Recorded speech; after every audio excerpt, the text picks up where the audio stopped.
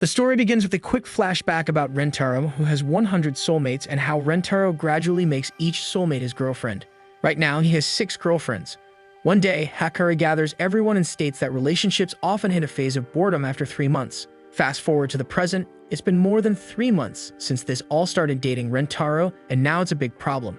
The other girls start to worry. Hakari mentions she's only been on 2 dates with Rentarou so far. Karane panics, thinking Rentarou might get bored of her. The other girls feel the same. To fix this, Hakari says she has a plan to fix this problem. Just then, Hakari comes in and tells them that she has created a reborn self-medicine. She claims it will make Rentarou love them as if it's the first time. While she mixes the formula, there's suddenly a huge blast. Hearing the blast, Rentarou runs to the scene in a panic. He shouts that it's only been a few minutes since the episode started, and they already caused trouble. A shocking twist follows. Everyone's souls have swapped bodies. Rentarou becomes worried as the girls explain what happened. They admit they were trying to experiment with the medicine to make him love them more, but it backfired. Rentarou decides they need to figure out who's in whose body. Hakari wakes up in Nama's body, and it's clear she has no idea how to control it. She walks awkwardly toward Rentarou and grabs onto him for balance. Rentarou immediately realizes it's Hakari. Meanwhile, Kuzuri, now in Hakari's body, is full of energy. She starts bouncing around but suddenly feels an unusual urge to relieve herself. Thinking she's still in her own body and wearing a diaper, she gets ready to go. Nana, who is in Shizuka's body, quickly stops her and drags her to the bathroom. Rentarou figures out Kuzuri is in Hakari's body. Next, Rentarou looks for who's in Kuzuri's body and sees Hakari rolling on the floor, bouncing excitedly. She is happy that she can go wild in her new body. Without needing an explanation, Rentarou knows it's Hakari. Meanwhile, Karane, now in Hakari's body, is having too much fun. She starts playing with her chest, then yells at Rentarou to stop staring. Rentarou immediately recognizes her as Karane. As for who's in Karane's body, Rentarou notices someone standing quietly with a calm, shy smile. It's Shizuka. Her aura gives her away even though she can't speak. Finally, Rentarou realizes Nano is in Shizuka's body. Now that he's sorted everyone out, Rentarou wonders how to fix this. But the girls are too busy enjoying their new bodies. Suddenly, Hakari, still in Kusuri's body, announces that only a miracle, a kiss from the prince, can solve this problem. Hakari pulls Rentarou onto her lap and gently pets his head, telling him that good boys like Rentarou deserve treats. Before anyone can stop her, she kisses him. Following this, her soul leaves Kuzuri's body, leaving everyone shocked. After that, Nano, who is in Shizuka's body, walks up to Rentarou. She gently asks him to lower his head and tells him not to worry. Without hesitation, Shizuka kisses Rentarou. As soon as she does, Nano's soul leaves Shizuka's body. Next, it's Kuzuri's turn. She steps up to Rentarou, standing unusually close. Since she's in Hakari's body, she can't help but admire how graceful and curvy it feels. Rentarou quickly stops her and tells her to kiss him already. Kuzuri follows his order and kisses him, causing her soul to leave Hakari's body. Then Shizuka nervously steps forward, asking Rentarou when her turn will come. Rentarou starts sweating nervously. Shizuka notices and shows concern, but Rentarou reassures her he's fine. He braces himself as she kisses him, which causes Shizuka's soul to leave Karane's body. Rentarou looks around for who is next. Hakari, still in Kusuri's body, believes they should end this mess already. Rentarou finds her cute, which annoys her even more. She starts walking away, saying she's going back to class, but Rentarou stops her and asks for one last chance. Hakari blushes and lets Rentarou kiss her. Hakari's soul leaves Kuzuri's body. Finally, it's Hakari's turn. Standing in Nama's body, she finds the atmosphere so romantic. With a heartfelt look, she confesses her feelings to Rentarou. Smiling warmly, Rentarou kisses her. With that, Hakari's soul leaves Nana's body and everyone returns to their original forms. Once everyone is back to normal, they become relieved. The girls are excited while Rentarou stands in the middle, breathing heavily. He's amused, thinking about how he just got 6 kisses from 6 different girls in such a short time. Hakari asks Rentarou how he feels about today's little experiment. Rentarou admits that it was fun. Hakari felt relieved as it wasn't exactly what she planned, but at least they made the day special. Rentarou smiles and says he loves all of them just the way they are. The girls are surprised by his sweet words and suddenly rush toward him, taking turns kissing him again and again. Rentarou realizes that fate won't let him off with just 6 kisses today. The scene shifts to a girl walking alone. Meanwhile, Rentarou is in the cafeteria deciding what to eat. His eyes land on some egg toast and he lights up with excitement. As he reaches for it, his hand bumps into someone else's. He looks up and his eyes meet a strange girl. Suddenly, a soulmate current flows between them and Rentarou gets to know she is his 7th soulmate. When Rentarou notices her uniform and realizes she's a middle schooler, the girl defends herself, saying there's no rule against middle schoolers visiting the high school cafeteria. Rentarou, still processing everything, tells her to go ahead. The girl checks her pockets for money to buy the egg toast but finds nothing. She becomes embarrassed and walks away without buying egg toast. Later, sitting on a bench, the girl feels her stomach growl. She looks upset, with no money to buy food. Suddenly, Rentarou shows up, holding the same egg toast. He offers her half. The girl is annoyed, thinking he's being creepy. Rentarou calmly explains that he changed his mind about eating it and thought of sharing it instead. At first, she refuses, saying she doesn't take food from strangers, but her growling stomach betrays her. After a moment of hesitation, she accepts. Before eating, she clasps her hands together and gives thanks for the food. As she takes a bite, her face lights up with joy. She savors every bite, admitting she heard her friends talk about a movie where someone ate this and wanted to know how it tasted. She apologized for being rude earlier, explaining she was just really hungry. Rentarou reassures her it's no big deal. As she eats, she starts opening up about her struggles. She shares how she always feels tempted to eat whatever she sees or hears about, making life hard for her. To resist, she usually wears a hoodie and headphones to block out tempting sights and sounds. The girl explains right now she removed them because she wanted to fully enjoy the experience. It's her way of respecting the food. When she finishes, she clasps her hands together again to give thanks and gets up to leave. Rentarou quickly calls out, asking for her name. The girl turns with an irritated look and accuses him of flirting with her. As she walks away, she feels her heart is racing. The next day at lunch, the girl walks angrily through the hallway as she hears her classmates talking non-stop about a sandwich. Everyone's excited about it, and it's driving her crazy. The girl suddenly craves one and rushes to the cafeteria to buy it, but it's already sold out. Just then, Rentarou shows up and asks about her craving. Annoyed, she questions why he's in the middle school cafeteria. Rentarou defends there's no rules stopping him from being there and explains he came for the same sandwich, only to find it sold out there too. Noticing similar sandwiches on the shelf, Rentarou suggests trying one of those instead. The girl decides to leave and get the sandwich from a convenience store. Rentarou stops her, reminding her that middle school students aren't allowed to leave campus during recess. He offers to go for her instead. The girl becomes furious and tells him to stay out of her business and leave her alone. Later, the girl is seen coming out of the convenience store empty-handed. The sandwich is sold out there too. Hungry and upset, she wonders how it could be sold out everywhere. Her frustration builds as she starts to blame herself for being irritated, snaps at people, and ends up feeling lonelier than before. As she walks, she thinks about Rentarou. Despite how kind he was, she had pushed him away too. She feels hungry, angry, and convinced there's nothing good about her. With nothing else to do, she decides to return to school. When she arrives at the gate, she sees Rentarou waiting for her at the school gate. Rentarou tells the girl to follow him. The girl becomes curious and goes along. When she sees the sandwich she's been craving right in front of her, she's stunned. Her anger flares up and she snaps at Rentarou, saying that she doesn't need his help. But Rentarou calmly says he needs her help with the other half, just like yesterday. Hungry, the girl gives in and starts eating. Instantly, she feels happy and finds the sandwich delicious. She asks how Rentarou found the sandwich. Rentarou explains that he got permission to make it himself. He even shares the recipe, showing how much effort he put into it. That's when she notices his hands are burned from cooking. The girl becomes sad and asks why Rentarou is being so kind to her, especially after how rude she was to him. She points out that he doesn't even know her name. Afterward, Rentarou talks to his girlfriends about Kurumi, asking if they would accept her as his 7th girlfriend. The girls express concerns about Kurumi's personality. Rentarou explains that Kurumi tends to get irritable when she's hungry, which can make her seem unfriendly. Suddenly, Kurumi interrupts, stating that, aside from Rentarou, she has no interest in talking to anyone else. The other girls become worried about how she might fit into their dynamic. Nano, staying calm and logical, points out that arguing about inefficiency won't help the situation. This sparks doubt among the group, with some wondering if they're really as close as they thought and whether their friendships might change. Nana reassures them by revealing she doesn't spend time with them out of obligation, but because she genuinely loves and values each of them. The girls are touched and express their love and appreciation for Nano. Rentarou then shares exciting news: a food festival is coming up and the prize money is substantial. He suggests they all enter together. However, Kurumi decides that she doesn't need anyone else and plans to compete alone. She believes teaming up with small eaters will only slow her down and lead to unnecessary conflict. Hakari tells Kurumi that middle school students need a guardian to participate in the festival. Kurumi realizes that both her parents work on Sundays, but still wants to enter. Kurumi finally asks Hakari if she could pretend to be her mom and sign her up. Hakari happily agrees. With that, they all decide to join the competition together. The food festival begins and everyone gathers for the competition. The rules are simple. Each team has 10 players and there are 5 rounds. Players can switch in and out anytime, and the team with the highest score at the end wins. The commentator explains the rules with bold visuals to keep the audience entertained. Karane is annoyed by the commentator. Rentarou enters the competition to help everyone get to know each other, especially Kurumi, and make sure everyone works well together.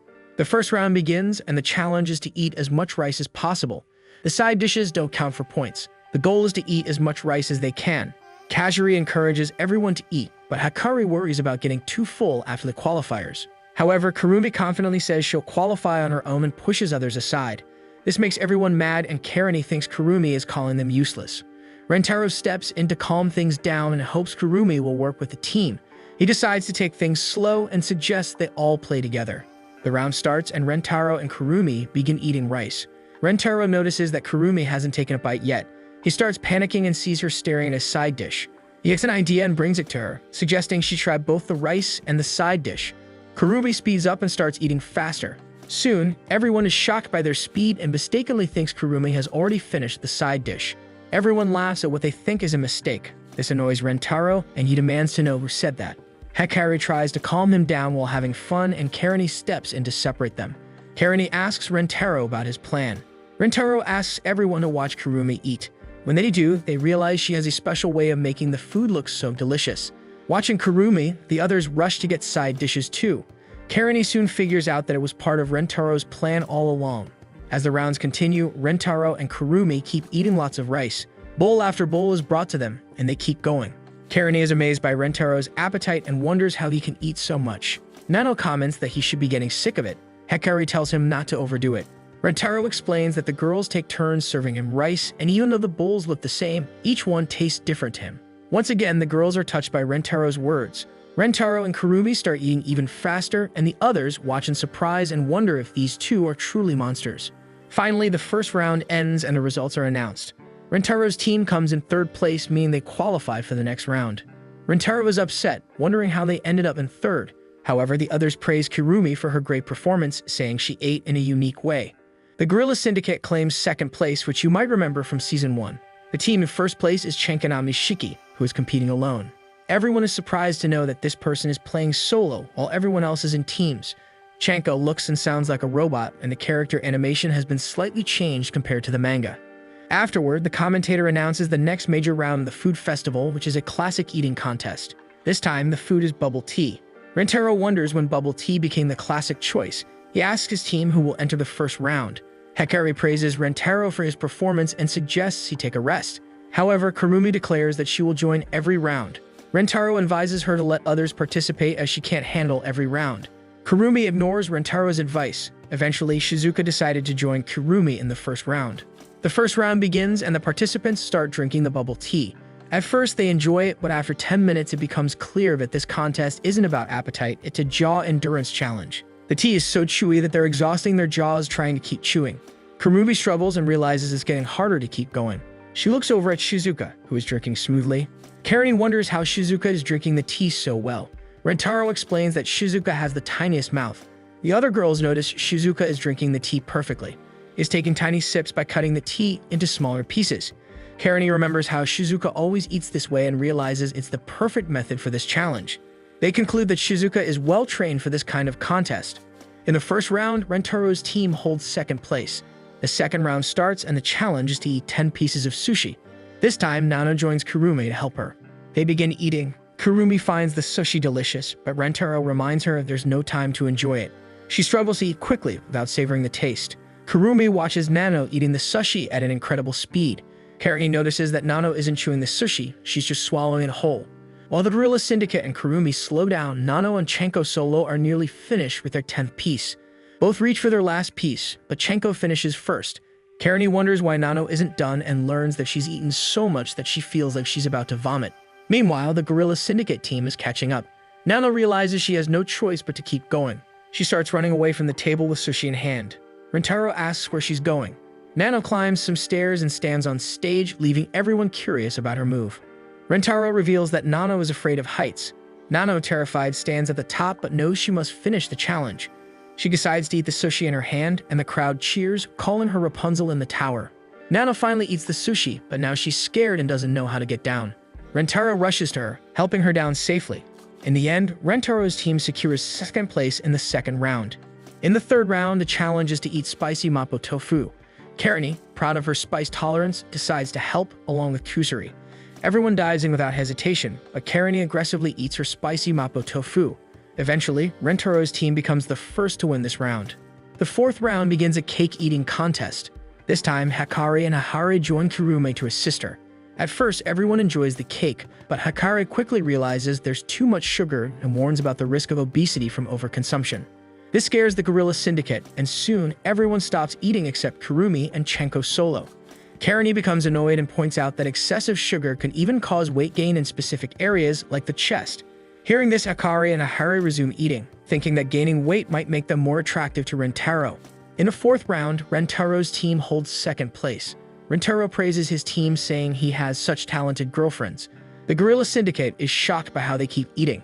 Rentarou explains that they couldn't have done it alone. It was all thanks to teamwork and love. Everyone agrees, but Karane, confused, wonders what he means. As the final round starts, Karane watches Rentarou press everyone's stomachs to help them digest since they're all in bad condition. She becomes irritated and tells Rentarou that he will feel the same way. He reassures her, saying that once everyone's condition improves, his will too. Karane, curious, asks how that works. Rentarou explains that it's the power of love. The commentator announces the final round, a ramen-eating challenge. Bowls of ramen are served. Chenko solo leads, but with double points in the final round, it's still anyone's game. For this round, Karane is the only player for her team since the others are in bad condition to continue. Rentarou apologizes for not being able to help, but Karane brushes it off, saying she never expected their help. A ramen lover, Karane starts strong and enjoys her meal. Meanwhile, the Gorilla Syndicate struggles with worsening conditions. The Gorilla Syndicate leader refuses to give up. She declares that she'll prove what the Gorilla Syndicate is truly made of. Her determination inspires her teammates who cheer her on from the sidelines. Fueled by the Gorilla Syndicate leader's words, the team gathers strength and re-enters the competition mid-game with the commentator's approval. As everyone continues eating, an ambulance arrives, marking the end of the Gorilla Syndicate's participation. They thank everyone for the experience before leaving the competition. Now only 2 participants remain, Solochenko and the Rentarou family. Both are at their 10th bowl and the competition intensifies. A shocking secret about Solochenko is that the large competitor isn't human but a robot controlled by a person inside. The human isn't actually eating but storing the food in a hidden section, essentially cheating. The solo competitor declares he will win no matter what. Karane and Solochenko continue eating, both managing to consume 25 bowls of ramen each. However, Karane starts to feel her condition worsen. Solochenko taunts her, mocking her for participating in every round and overeating. This approach leaves her no room for the final challenge. Karane feels defeated, admitting to herself that she already knew this. She regrets not trusting her teammates who ate more than she expected and feels like she's failed Rentarou. She feels demotivated and starts to cry. Just then, Rentarou and the other girls rise and join Karane at the table. Karane is surprised and asks why they're helping her. Rentarou explains that the rules allow it and reassures her to leave the rest of them. Karane becomes emotional and apologizes for the rude things she said earlier, but the others brush it off, saying it doesn't matter now. They're friends and they'll always support her. Rentarou emphasizes that it's the power of love. Encouraged by their words, Karane realizes her mistake and decides to keep fighting alongside them. The Chenko solo, seeing the challenge intensifying, grows anxious. Desperate to win, the person inside the robot decides to stop cheating and begins eating ramen directly. The competition reaches its peak as everyone eats at a rapid speed, but one by one, they fall unconscious from the overwhelming amount of ramen. With only 5 seconds left, Karane pushes herself, determined to secure victory. Rentarou whispers something in her ear. First, Karane becomes scared but then gathers her courage. She feeds the ramen to Rentarou, who swallows it quickly. The Chenko solo, unable to keep up, spits out its ramen, securing the Rentarou family's victory. The Rentarou's team celebrates their win, receiving a trophy and ice cream as a prize. Karane, still feeling regretful, apologizes to everyone for her earlier behavior and asks for forgiveness. The others cheerfully feed her ice cream, solidifying their bond as teammates and friends.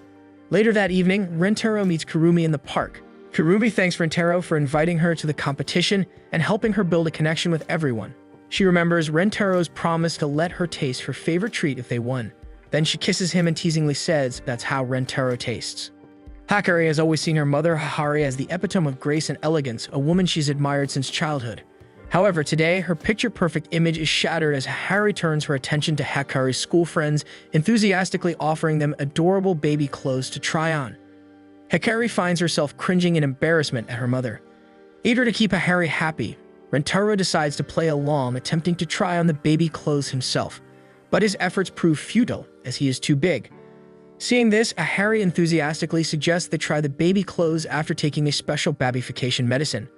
To reassure everyone, Kuzuri casually mentions that she has also created a reversal medicine.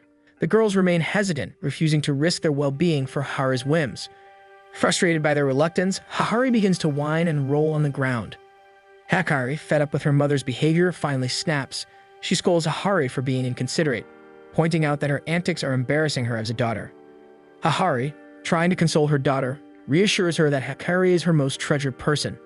She explains that while she plays a motherly role to everyone in their group, Hakari will always come first. Unfortunately, Hakari misses the point of Hakari's frustration entirely. Sensing the tension in the air, Kusuri decides to intervene and lighten the mood. She notices a cat nearby and, in an effort to grab everyone's attention, begins playing fetch with it. However, instead of using a stick, Kusuri tosses a vial of the babification medicine.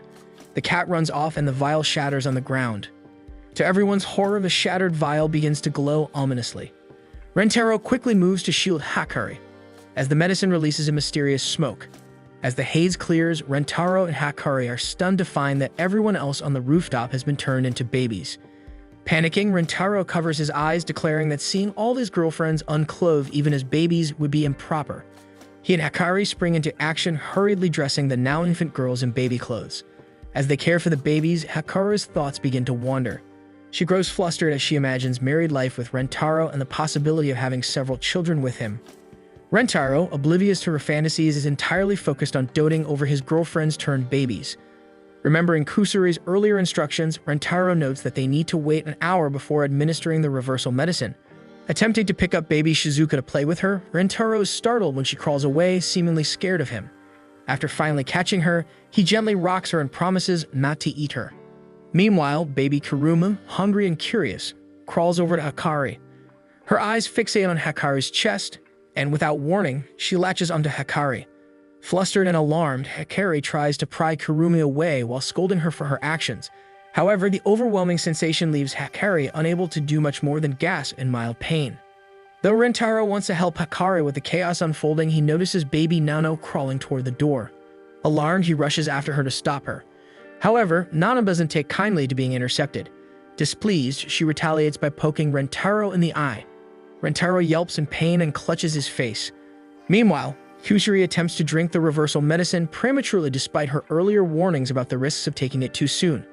Rentarou, despite his stinging eye, scoops up Kusuri before she can down the vial, dragging her and Nano back to safety. But just as he manages that, Rentarou notices baby Shizuka crawling toward the door. Rentarou races after Shizuka. Hakari faces her own ordeal as baby Karane suddenly begins trying to draw milk from her chest as well. Noticing this, baby Kurumi, who doesn't want to share Hakari's attention, starts pushing Karane away. Karane, equally possessive, shoves Kurumi right back, and before long, the two babies are trying to hit each other, leaving Hakari stunned at their sudden aggression. Hakari attempts to intervene, raising her voice to demand that they stop. Though her stern tone does halt the fight, it causes both babies to burst into tears. Desperate to console them, Hakari bounces them gently in her arms, even trying to offer her chest again as a peace offering, but neither baby is calmed. As Hakari struggles, Hara climbs onto Hakari's back and grabs a fistful of her hair. Hakari winces in pain, overwhelmed by having to care for multiple babies at once. She silently prays for this ordeal to end soon. To her surprise, baby Hakari momentarily pats Hakari's head, offering an oddly tender moment amidst the chaos. However, Kurumi and Karane start thrashing wildly in Hakari's arms, forcing her to let them go. Before they can hit the concrete ground, Rentarou dives in, catching both babies just in time. Kurumi and Karane start laughing uncontrollably at their brief fall. Seeing the baby's laughter, Hakari breathes a sigh of relief. Rentarou, noticing that his dramatic save amused the babies, comes up with an idea to keep them entertained. He begins repeatedly diving to the ground, face first, exaggerating his movements to elicit more laughter from the babies. Eventually, after laughing themselves out, all the babies fall asleep, leaving the rooftop finally peaceful. While Rentarou feels relief that the chaos has subsided, his face has suffered significant damage from his self-inflicted dives. Hakari quickly patches up Rentarou's battered face from his earlier antics. Though his face is bruised, Rentarou busies himself by doting on the babies. While holding her now sleeping mother close, she begins to wonder if Hakari had a difficult time raising her as a baby. Hearing her musings, Rentarou reassures her, sharing that he has spoken to Hakari about this before. Despite the challenges she faced, Hakari always considered Hakari her ray of hope. Because of this, she endured every hardship, determined to give her daughter the best life possible. Hakari is touched by this revelation, and a distant memory flashes in her mind. She recalls how, as a child, she constantly craved her mother's attention, longing to be close to her. This nostalgic moment deepens her appreciation for Hakari's love and sacrifices. The babies eventually return to their original selves. Hakari, however, falls into despair, lamenting that she missed the chance to see everyone else as babies since she had also been turned into one. Some of the girls jokingly remark that Hakari's mental age didn't seem to change much, while others admit that Hakari has always been a bit of a whiner. Meanwhile, Kurumi and Karane find themselves unable to resist staring at Hakari's chest. Hakari takes this moment to apologize to her mother for her earlier harsh words, acknowledging that she had been too critical. In turn, Hakari also apologizes, admitting that she should have been more considerate of Hakari's feelings. Hakari reassures her mother, expressing her love and respect for her. Shika notes how much brighter and freer her mother seems since meeting Rentarou. Hakari encourages Hakari to continue being her true self, especially within their group, where they all provide a safe and supportive space for one another. Hakari's eyes fill with tears, overwhelmed by her daughter's understanding. Their heartfelt moment is interrupted, however, when Kusuri announces she still has one vial of the babification formula left. Hakari's mood instantly shifts to excitement as she declares her intent to use the last dose on everyone so she can take care of them all as babies. Hakari groans, immediately regretting her earlier words of encouragement, but Hakari cheerfully dismisses her, prioritizing her dream of seeing everyone as babies once more. One afternoon, the group gathers to share cookies together. Rentarou enjoys the peaceful moment with his girlfriends, while Kurumi, in particular, beams with happiness at receiving the sweet treat. Hakari teases her, commenting on how Kurumi's eyes sparkle with delight with each bite of her cookie. Embarrassed, Kurumi insists that Nano and Shizuka have prettier eyes than hers. This sparks a wave of compliments among the girls as they begin praising each other's eyes, likening them to gemstones and admiring the unique effects they give off. Rentarou enthusiastically agrees with each comment from the background, proclaiming his love for all their eyes. When Hakari chimes in to compliment Mei's eyes, the mood shifts. The group suddenly realizes that none of them have ever actually seen Mei's eyes open. Mei, with her serene smile and perpetually closed eyes, has kept this detail a mystery. Shizuka asks what color Mei's eyes are, and Hakari remarks that they are rainbow-colored. Kusuri, unable to resist, asks Mei if she can stop smiling and open her eyes so everyone can finally see them. Mei, however, politely refuses, stating that as a maid, she must always appear cheerful to serve her mistress. Hakari gives Mei permission to open her eyes, mentioning that even she hasn't seen them in a long time. But when Mei tries, she finds her muscles unresponsive. Her face is stuck in a smile. Determined, she attempts to force her eyes open using her fingers, but her efforts prove futile. With no other option, Mei excuses herself and announces she will find a scalpel, intending to cut her eyes open. Alarmed, Rentarou and Hakari immediately intervene, begging her to stop. The group begins to wonder how Mei manages to navigate daily life with her eyes always shut. Mei calmly explains that she is, in fact, blind and relies on her other senses to perform her duties. A flower pot suddenly falls from above, and Mei is the first to sense it, catching it just before it hits Rentarou. Rentarou expresses his gratitude and admiration, calling Mei incredible for her sharp awareness. Shizuka, inspired, attempts to scare Mei by raising her arms and shouting, "Boo!" Unfortunately, no one reacts, leaving Shizuka red-faced with embarrassment. Rentarou notices her intent and pretends to be frightened, prompting the others to realize Shizuka's plan to startle Mei into opening her eyes. Kusuri, still curious, pulls out a test tube of melting face medicine. Mei offers to spray it on herself if it would please Hakari, but Hakari quickly declines, not wanting Mei to harm herself. Next, Nano steps forward with a cutter and reveals its blade, making everyone nervous. Standing beside Mei, she pretends to stab her, eliciting a bow of gratitude from Mei to Hakari. The group is momentarily horrified, but Nano reveals the blade was retracted all along. While everyone else breathes a sigh of relief, Shizuka begins to cry, believing Mei is genuinely hurt. Rentarou hugs Shizuka and Nano to console them. Kurumi then offered Mei a sweet bun, hoping that the delight of eating something so delicious would make her eyes snap open. Mei eats the bun after receiving Harry's permission and comments on how delightful it is. Kurumi, disappointed her plan didn't work, laments that she assumed happiness could physically open someone's eyes. Karane points out that such a reaction isn't normal. Rentarou and Hakari consider happiness as a potential trigger and ask Mei what makes her happy. Mei replies that her happiness stems from seeing Hakari happy. Hakari adds that her own happiness comes from being surrounded by the family they built together. Hakari gets an idea and suggests Karane cozy up to Hakari, joking that she can't do it herself because of their blood relation. Though hesitant at first, Karane notices Hakari has the same warm, inviting scent as Hakari. Just as the two are about to share a kiss, Hakari slaps Karane away, much to Hakari's dismay. Kyuzuri and Shizuka hug Hakari to comfort her, making her so happy that Mei sheds a tear of joy for her mistress. Finally, Rentarou decides to try humor, hoping laughter will open Mei's eyes. He tells a silly brain teaser but admits that he stumbled over the words in the story, making Mei laugh. However, her eyes remain shut.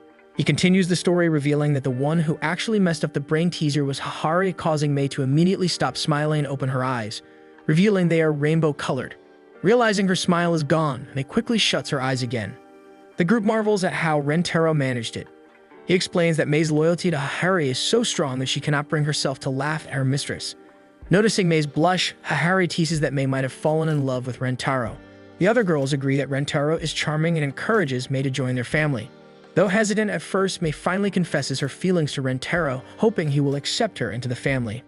After her heartfelt confession to Rentarou, Mei arrives at his place bright and early the next day to fulfill a new role, his personal maid for the day.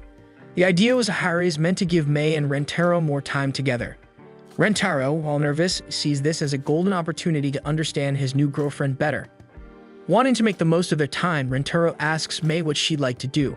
However, as a devoted maid, Mei instinctively turns the car around, heading straight for Hakari, eager to serve her mistress.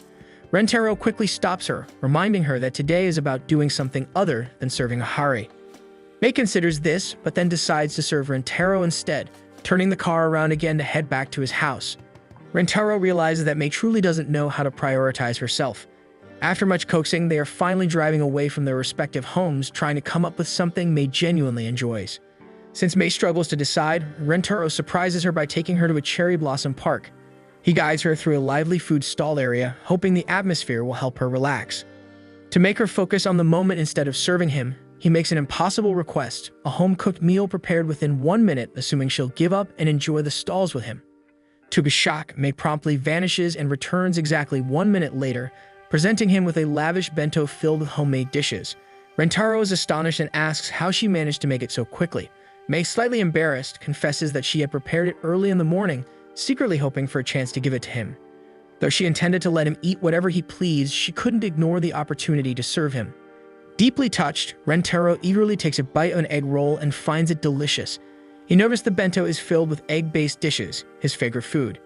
Mei admits she had asked Hakari about his preferences before they even left, making him feel even more special. However, Mei keeps fidgeting beside Rentarou, unable to relax. Concerned, Rentarou asks what's wrong. She shyly admits that she becomes restless when she isn't given orders.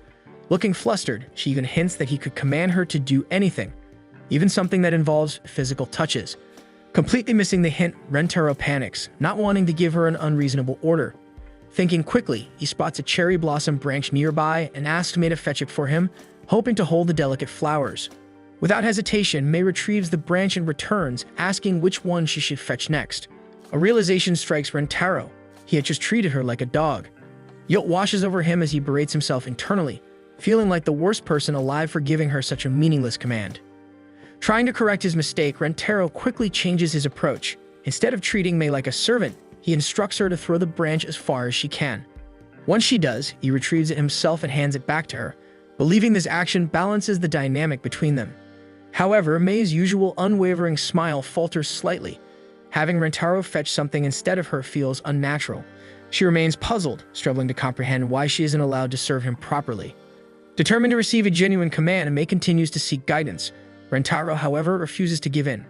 He insists that she should prioritize herself rather than dedicating her entire existence to servitude. Mei, unable to accept this idea, firmly believes that without serving someone, she has no purpose.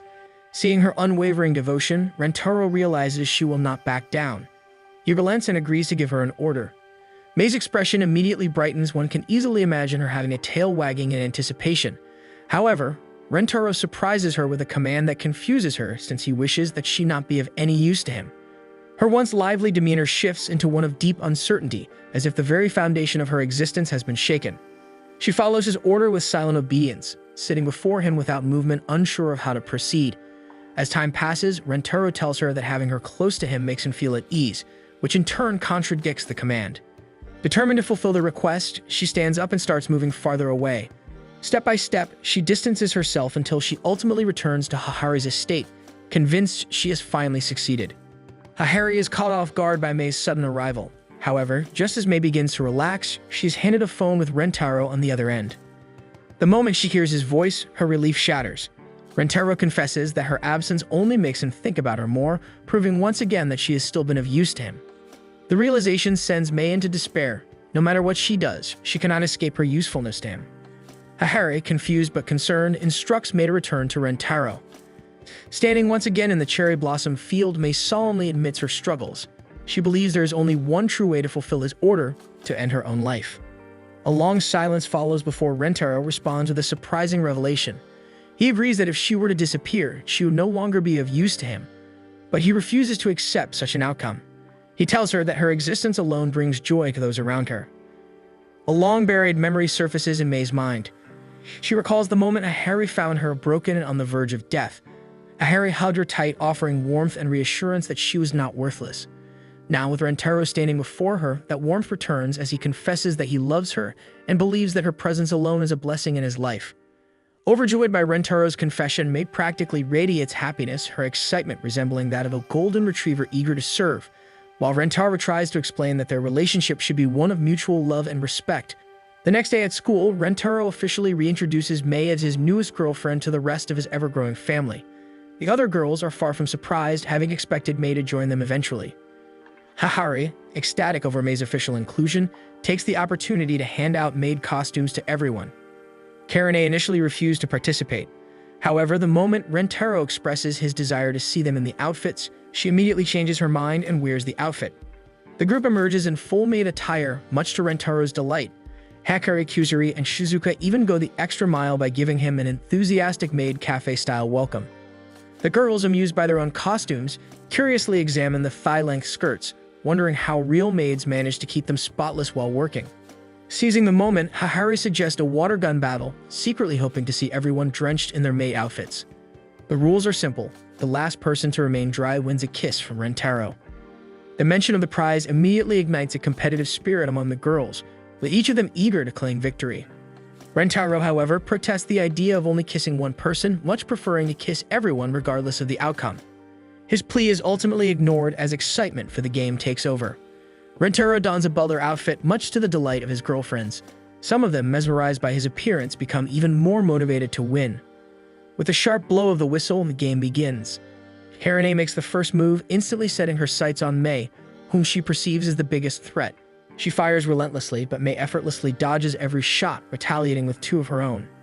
Karane finds herself in a precarious position, unable to move freely without exposing herself further. Kuzuri seizes the opportunity and fires at Karane, effectively eliminating her from the game.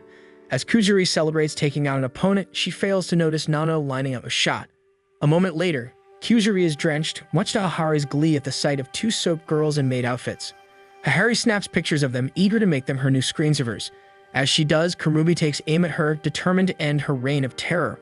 However, Hakari, always one step ahead, tosses a red bean-filled bun toward Kurumi. True to her gluttonous nature, Kurumi abandons her water gun mid-battle. A jet of water hits her squarely, so she ends up drenched on the ground and eliminated. With Kurumi out of the game, Nano sees an opportunity to strike and charges toward Hakari. However, Mei intercepts her with a well-placed shot, forcing a confrontation between them. The two engage in an intense duel. Their reflexes hone as if they had spent years training for this exact moment. Realizing that her chances against Mei are slim, Nano shifts tactics and goes after Shizuka instead. Spotting Nano's advance, Shizuka panics and fires wildly, hoping at least one of her erratic shots will hit the target. As Nano prepares to finish Shizuka off at point-blank range, an unexpected splash of water lands directly on her. The onlookers are left stunned against all odds. One of Shizuka's stray shots had miraculously found its mark. Kurumi approaches Shizuka to congratulate her on her impressive luck, but upon closer inspection, she realizes that Shizuka herself is also dripping wet. Apparently, one of her own shots had somehow landed back at her. Accepting their fate, the two decide to pose for a commemorative photo. With only 3 competitors remaining, Mei quickly assesses the situation. Besides herself, the only ones left standing are Hakari and Hakari. However, Hakari has already maneuvered herself into an advantageous position, behind her mother, water gun ready to fire. Hakari, having cleverly played the waiting game, reveals that she had been lying low the entire match, conserving her energy while letting the others eliminate each other. With her mother as a hostage, she issues an ultimatum. Mei must eliminate herself if she wishes to spare Hakari. Prepared to follow the command, May raises her own water gun to shoot herself, but just as she's about to pull the trigger, Hakari shocks them both by suddenly shooting herself. By eliminating herself, she grants May the opening to finish off Hakari. Hakari, now drenched, pushes her chest forward in an exaggerated pose, relishing the way the water clings to her. Karane immediately calls her out, accusing her of enjoying the wet look a little too much. Hakari feigns innocence but then teases Karane, pointing out that she had struck a rather suggestive pose herself when she was hit earlier. As the two bicker, May kneels beside Hakari. Hakari orders May to claim her well-earned prize, a kiss from Rentarou. However, upon closer inspection, Rentarou and the girls realize that May has also been disqualified. While embracing Hakari, she had unknowingly absorbed the water from Hakari's soaked clothes, rendering her just as drenched. Not wanting to disappoint any of his girlfriends, Rentarou makes a bold proclamation that everyone is declared a winner. Each of them eagerly lines up to receive their reward, thrilled at the chance to share a kiss with him. May, having received her first kiss from Rentarou, is especially overjoyed. As Rentarou finishes kissing all of them, he too ends up completely soaked from holding them close, much to the satisfaction of both Hakari and Hakari. Later that afternoon, May shares the deeply emotional story of how she first became Hakari's maid with the rest of Rentarou's family. Rentarou listens intently, moved to tears by the story he is hearing for the first time. Hakari explains that when she first found May, she had offered to adopt her as her own child. However, May had refused, insisting that she wished to serve Hakari instead. Suddenly remembering her first love, Hakari admits that she takes great pride in having saved May's life. However, in her usual playful manner, she adds that her real motivation at the time was that she thought May was simply too adorable to let go. Karane groans in frustration, wishing that Hakari had kept that part to herself, but May appears completely delighted to receive such a compliment. Hakari pats Karane on the shoulder, advising her not to waste her energy trying to understand their mother's eccentric ways. As the day winds down, Hakari pulls May into a warm embrace, pressing their chests together in a way that leaves May flustered and red-faced. A great tragedy strikes Rentarou's family. After indulging during a food fight at a festival, most of his girlfriends are horrified to find they have gained a few extra pounds. Kirumi and May remain unaffected, but the rest, consumed by panic, immediately dedicate their afternoons to intense girlfriend training in hopes of regaining their ideal figures. With his schedule unexpectedly cleared, Rentarou decides to head home. On his way, he notices a lone girl from the school's girls' baseball team energetically swinging a bat while announcing that her club needs to recruit new members. As he watches, their eyes meet and an inexplicable feeling grips them both. The girl quickly regains composure and hastily invites him to join the team, but Rentarou awkwardly corrects her, stating that he is male. The girl introduces herself as Iku. When asked about the state of her team, Iku admits that she is the only remaining member. Just a month ago, they had a full roster, and they were all eager to make it to the Nationals. Their ambition caused the other members to transfer to America, leaving her behind. Determined to keep the club up and running, she has resorted to showcasing baseball's coolness by swinging her bat tirelessly in hopes of attracting new players. Each motion is practiced, powerful, and rhythmic, yet Rentarou notices a peculiar detail. Her body trembles slightly with every swing. Despite this, her expression remains euphoric, as if the strain and pain fuel her resolve rather than hinder it. Eventually, the pain gets to her. Her legs buckle, and she drops to her knees, breathless but oddly satisfied. Concerned, Rentarou approaches, but her dazed smile unsettles him. The exhaustion should be overwhelming, yet she appears almost thrilled by it. A creeping realization that she may be a masochist settles in. Feeling the sudden urge to make sure she is alright, Rentarou offers his aid so she won't push herself, but he gets shocked when Iku requests that he pummels her in the stomach while she swings. They decide to do something less intense by playing baseball instead. With each ball he hits, she throws herself into catching it, hurling her body across the field with reckless abandon. Dirt stains her uniform due to her dives, but she looks as if she is enjoying herself. As the sun begins to set, Rentarou and Iku decide to call it a day. She surprises him by giving him a massage. The day had been both fun and productive for her, reigniting her love for the sport as she finally had someone to share it with again. Grateful for his help, she thanks him with an earnest expression. Seeing her passion and determination, Rentarou vows to return to help her recruit members. The following morning, Iku recalls her time with Rentarou, her heart fluttering as she anticipates another afternoon of baseball. Somewhere along the way, she realizes she has developed a crush on him.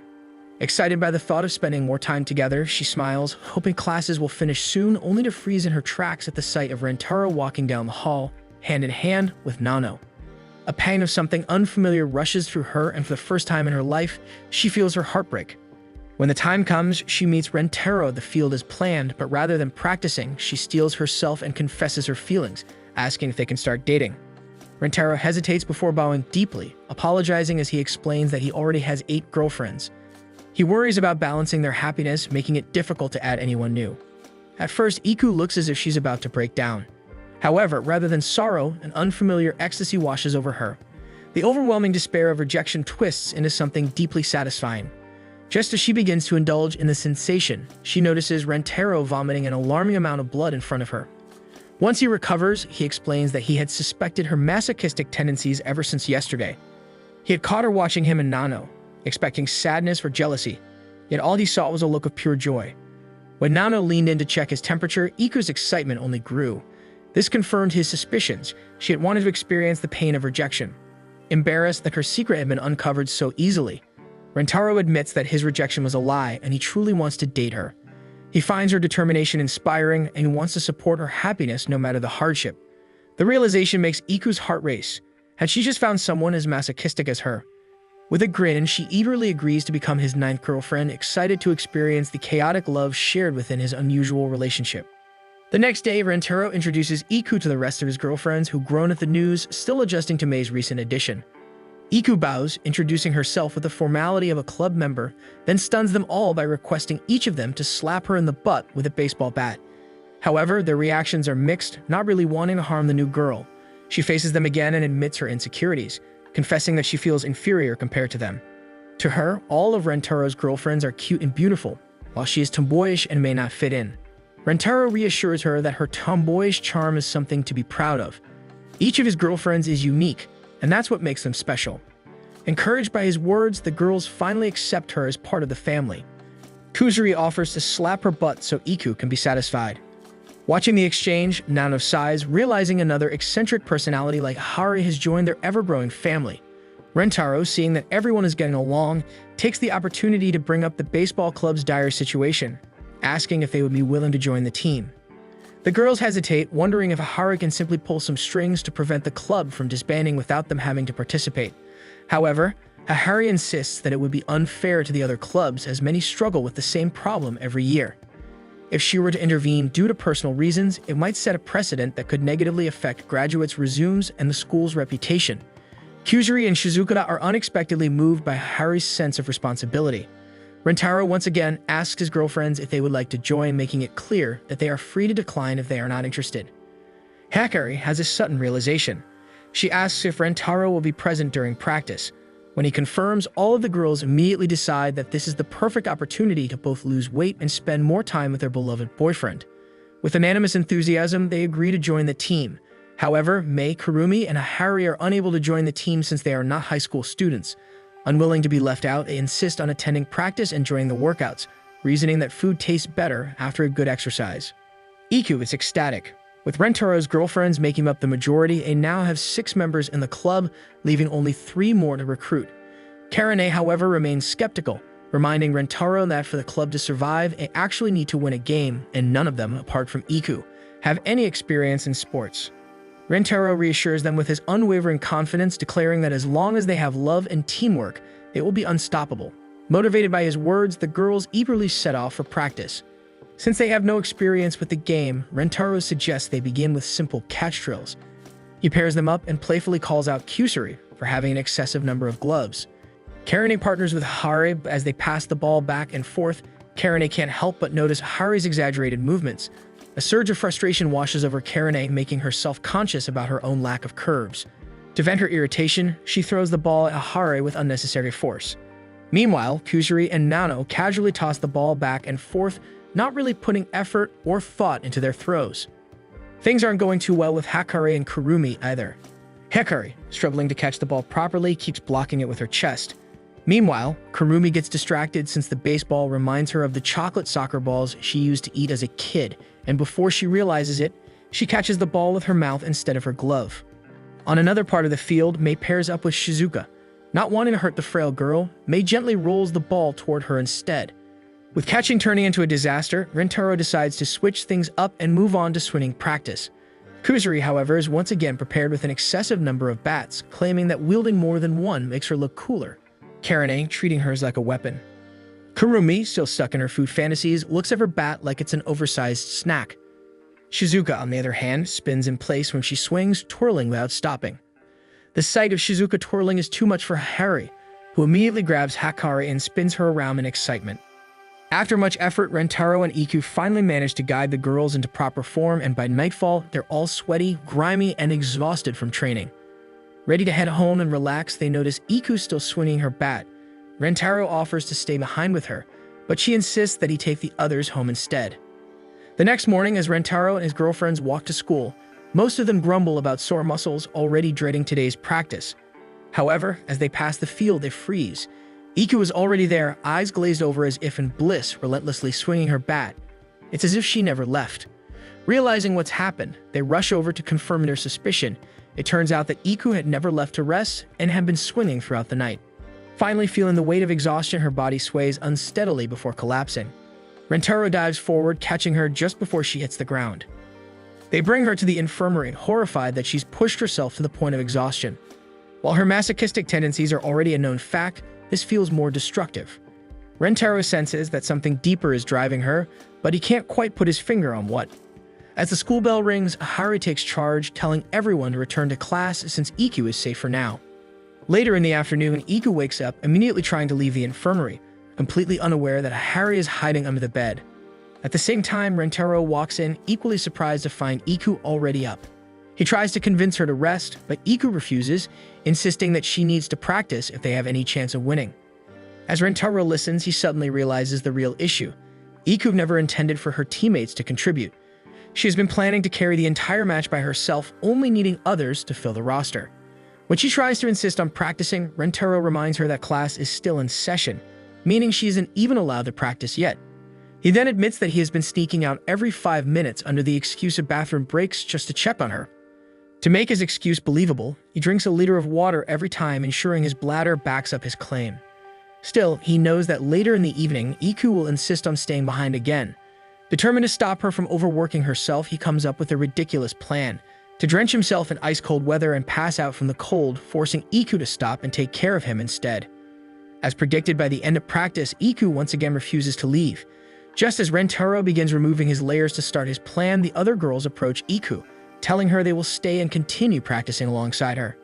Hakari confesses to spying on her earlier and reveals that everyone feels guilty for letting Iku shoulder the burden alone. They promise to train seriously and improve rather than relying on her to win the game single-handedly.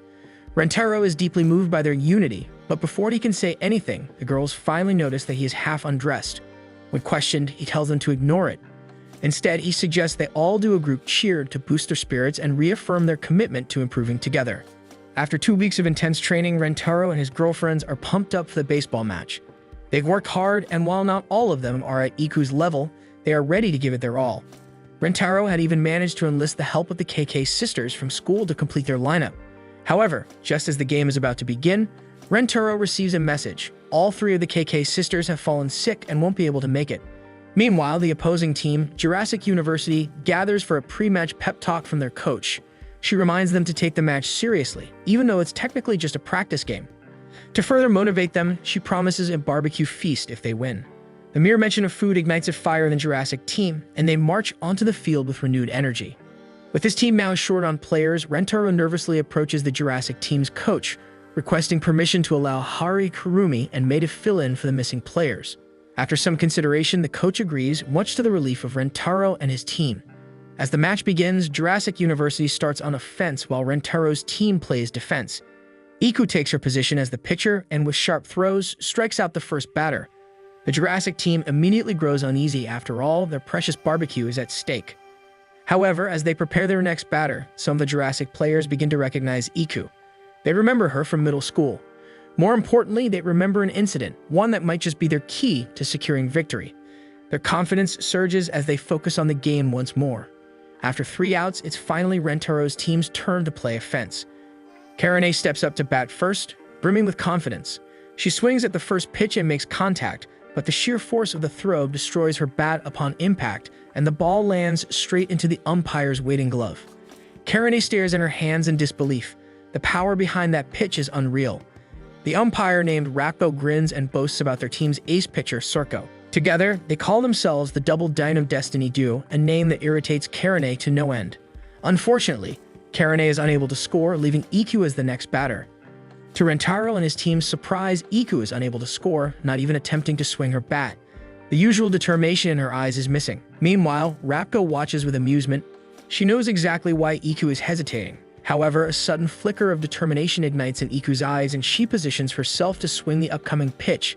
Sensing an opportunity, Rapko signals to Sorko, silently instructing her to give this next pitch her full strength. The ball comes flying toward Iku at an incredible speed. At the last second, she forces herself to swing, but the impact is brutal. Her wrist twists painfully as the bat makes contact, causing her to drop it with a wince. A satisfied smirk spreads across Rapko's face. Rentarou immediately rushes to Iku's side. After a quick assessment, the team decides that she has to switch positions. With Iku unable to pitch, Nano steps up to take her place. Iku is now on the right field, while Shizuka has been moved to defend second base. The change in formation allows Jurassic University to dominate the field, with their offense overwhelming Rentarou's team. Even when Rentarou's team gets a turn to bat, they fail to score against Sorko's devastating Tyranno Cannon pitch. The growing gap on the scoreboard weighs heavily on them, frustration settling in as they struggle to keep up. Iku blames herself for getting injured, convinced that her condition is the reason for their setbacks. However, Rentarou remains determined, reminding the team that the game isn't over. Instead of focusing on scoring, he urges them to strengthen their defense and prevent the opposing team from gaining more points. Meanwhile, Jurassic University, already confident in their victory, is caught up in the excitement of their soon-to-be barbecue celebration.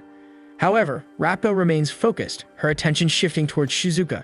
Recognizing her as the weakest link, she devises a plan to exploit her self-doubt.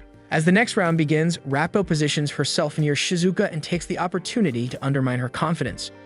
She plants the idea that Shizuka is responsible for her team's struggles, preying on her insecurities. The weight of those words settles deep, and Shizuka's mind spirals into doubt. Caught in her own thoughts, Shizuka fails to react in time when her team sends the ball her way. Her teammates scramble to recover, but when she finally gets hold of the ball, her hesitation results in a misplaced throw in the wrong direction. The moment the mistake is made, a sinking realization washes over her. Her errors are costing the team the game. Despite her moment of paralysis, Rentarou's team regains control just in time to secure 3 outs, forcing Jurassic University into a defensive position. As they gather, concern for Shizuka becomes the team's priority. She apologizes repeatedly, burdened by the belief that she is dragging everyone down. Kusuri recalls noticing Rappo's attempt to rattle Shizuka earlier and informs the team. The revelation fuels their determination, igniting a collective sense of protectiveness toward their teammate. Fueled by anger, they step onto the field with renewed resolve. Karane is first up to bat, gripping her bat with newfound intensity as Rappo continues to insult Shizuka. Channeling her frustration, she braces herself against Sorko's powerful pitch. The moment the ball connects with her bat, she sends it soaring beyond the field, securing a home run and stunning Jurassic University. One by one, the rest of the team follows suit. Hakari bunts the ball, catching Jurassic's defense off guard and making it safely onto the field. The momentum continues as the girls successfully reach the bases, fueled by Rentarou's unorthodox yet strangely effective strategies from the sidelines. As the game intensifies, Rentarou's team decides to switch pitchers, replacing Iku with Mei when it's their turn to play defense. Mei's unpredictable pitching, which zigzags unpredictably through the air, completely throws off Jurassic University's batters. Meanwhile, Iku submerges her injured hand in ice water, determined to heal faster and rejoin the battle. Rappo watches in disbelief as Rentarou's team refuses to back down. She struggles to understand where they are drawing their strength from. Rentarou, sensing the moment, steps forward with an aura so intense it resembles that of a certain golden-haired warrior from a well-known Japanese manga and anime. He boldly declares that their power stems from their unwavering love for each other, dubbing them Super GF Saiyans. With momentum on their side, the team inches closer to victory. Kusuri, now in her properly aged-out form, steps up to bat while the rest of the team cheers her on. As instructed, she bunts the Tyranno Cannon pitch, skillfully making her way to first base. Just as the fielder moves in to tag her, Kusuri transforms into her chibi form, effortlessly slipping onto the base untouched. Hakari follows next, executing a well-timed bunt after Hakari promises that Karane will reward her with a kiss if she succeeds. However, in her excitement, she trips on her way to first base. Fortunately, as she falls, her ample chest lands squarely on the base's padding, securing her safety. As the game nears its climax, Shizuka steps up to bat. Rappo watches with a smug smile, confident that Shizuka, the team's weakest link, will fail without any interference. The weight of her previous mistakes still lingers in Shizuka's mind, but she closes her eyes and takes a deep breath, remembering Rentarou's encouraging words. When Sorko's pitch flies toward her, Shizuka tightly hugs her bat, steadying it. Knowing that Sorko's throws always aim for the center, she positions herself accordingly. Staying in her position, she manages to make contact, sending the ball flying. Without hesitation, she dashes toward first base. Rappo quickly throws the ball to her teammate, expecting an easy out. However, the first baseman is momentarily stunned as she watches Shizuka run. Something about her tearful determination reminds the fielder of her beloved pet puppy that passed away the year before. Overcome with emotion, her vision blurs and she fails to catch the ball. This unexpected slip-up allows Shizuka to safely reach first base. The fielder, still teary-eyed, instinctively gathers Shizuka into her arms, congratulating her for making it.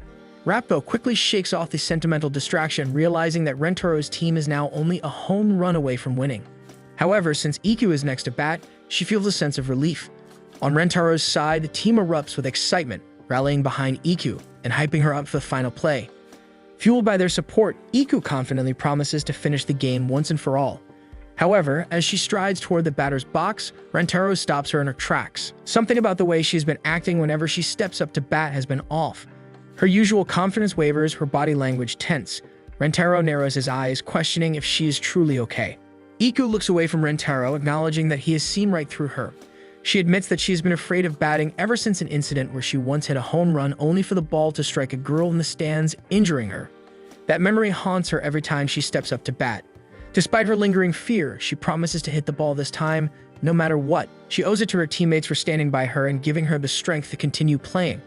Seeing her determination, the girls erupt in cheers, ready to support her until the end. As Iku steps into position, Rappo remains smug, convinced that she will freeze up and fail to swing.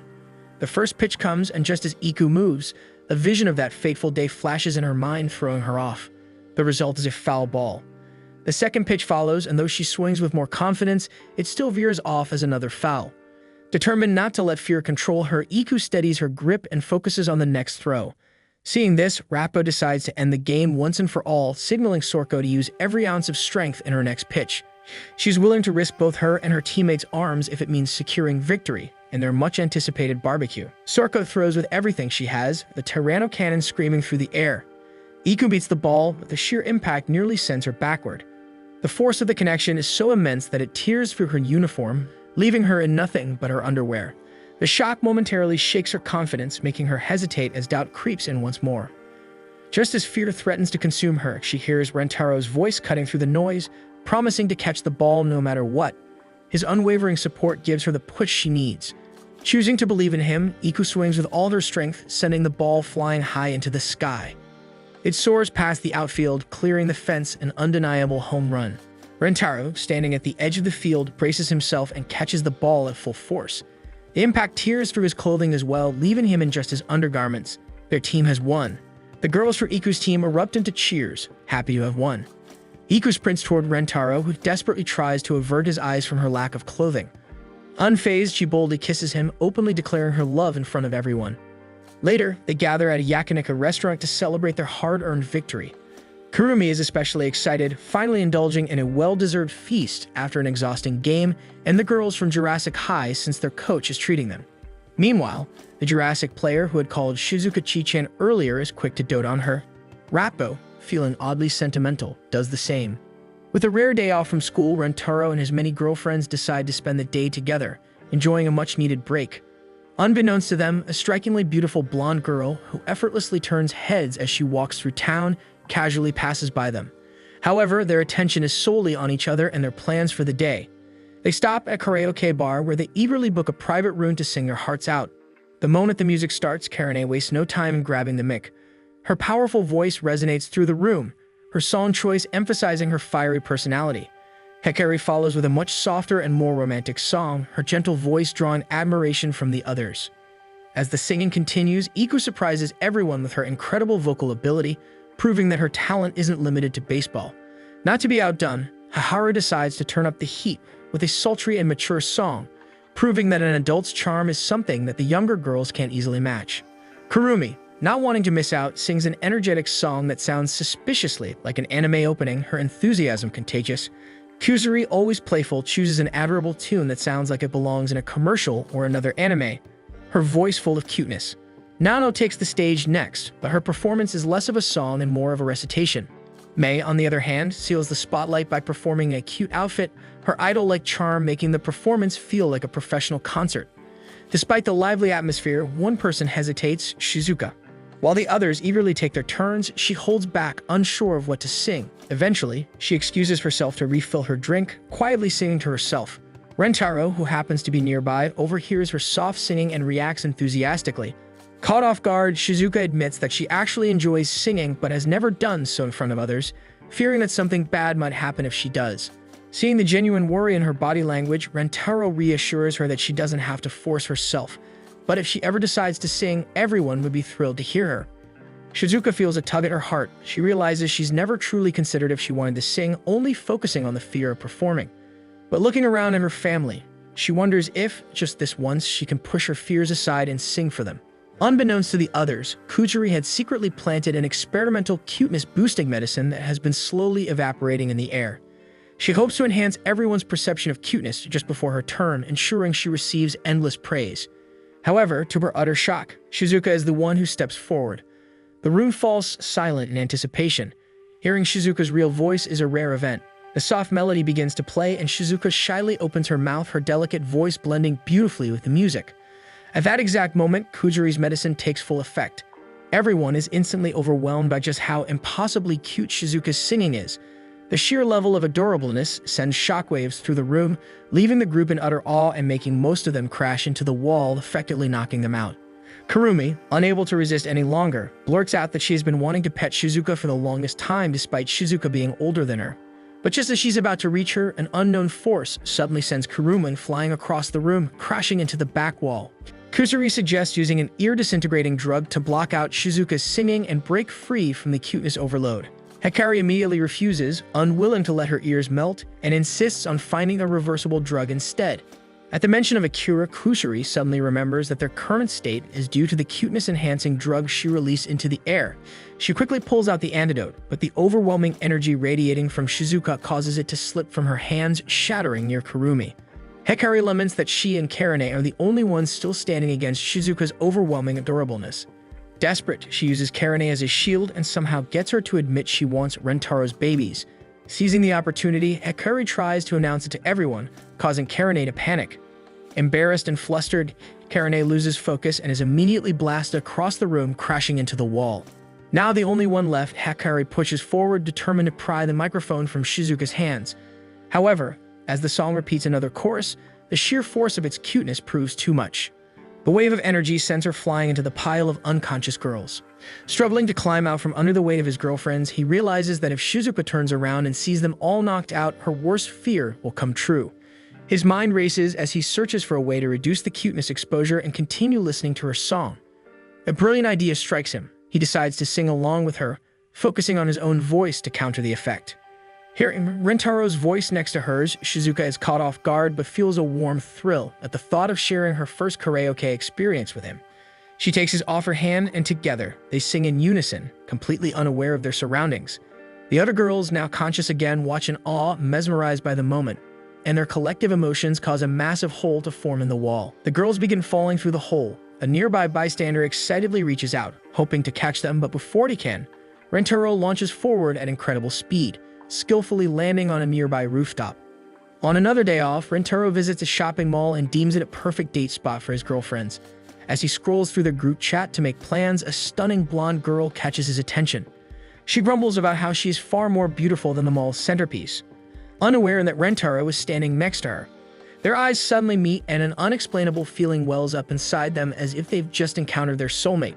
Recovering first, the blonde girl confidently grabs Rentarou's hand, declaring that she will grant him the privilege of becoming her lover.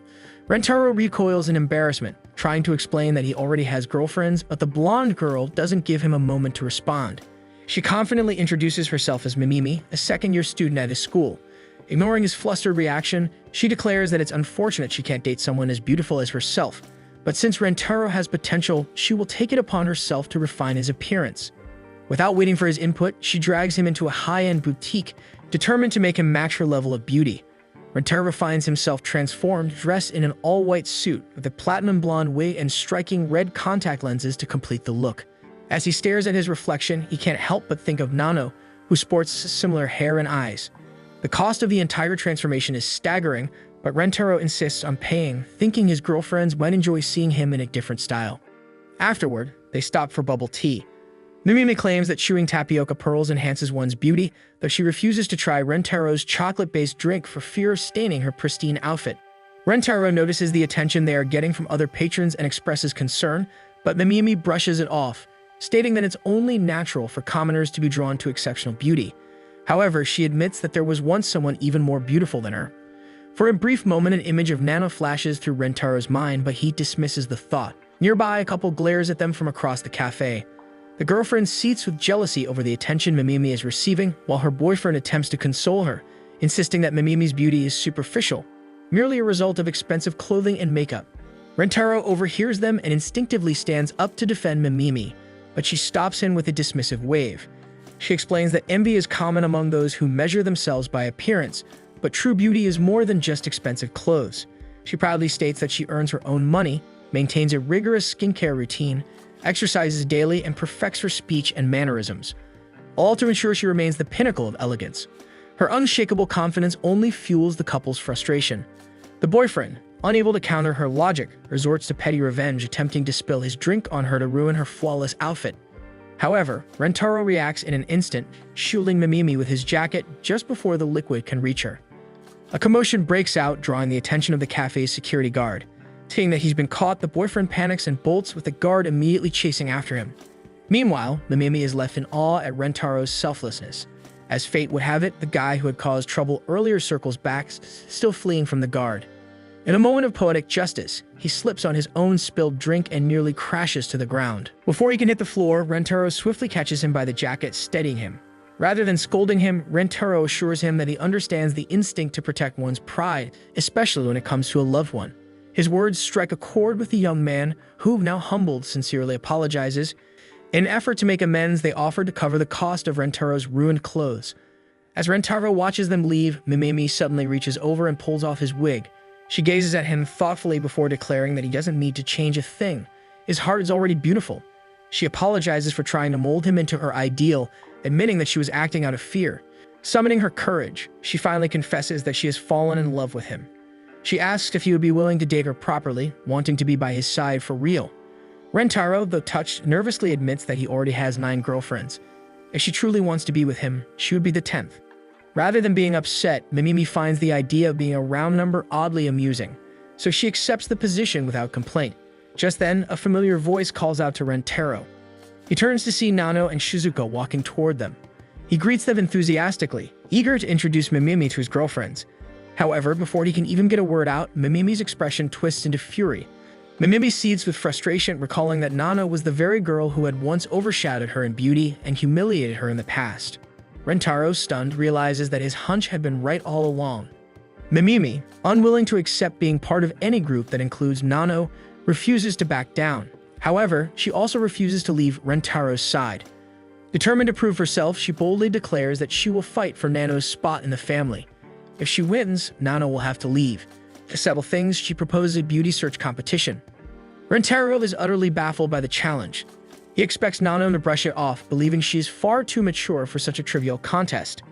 To his shock, Nano accepts the challenge without hesitation.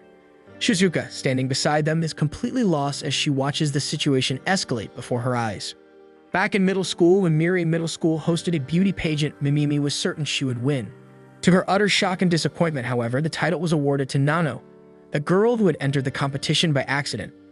Though the unexpected outcome stunned, Mimimi chose to accept it, believing that true beauty speaks for itself. Rather than holding resentment, she offers Nano her hand, hoping to befriend her and become comrades in the pursuit of beauty. However, to her dismay, Nano refused the offer without hesitation. Without another word, she turned and walked off the stage, leaving Mimimi standing confused and lost. Mimimi challenges Nano in a beauty search contest to determine who stays in the Rentarou family.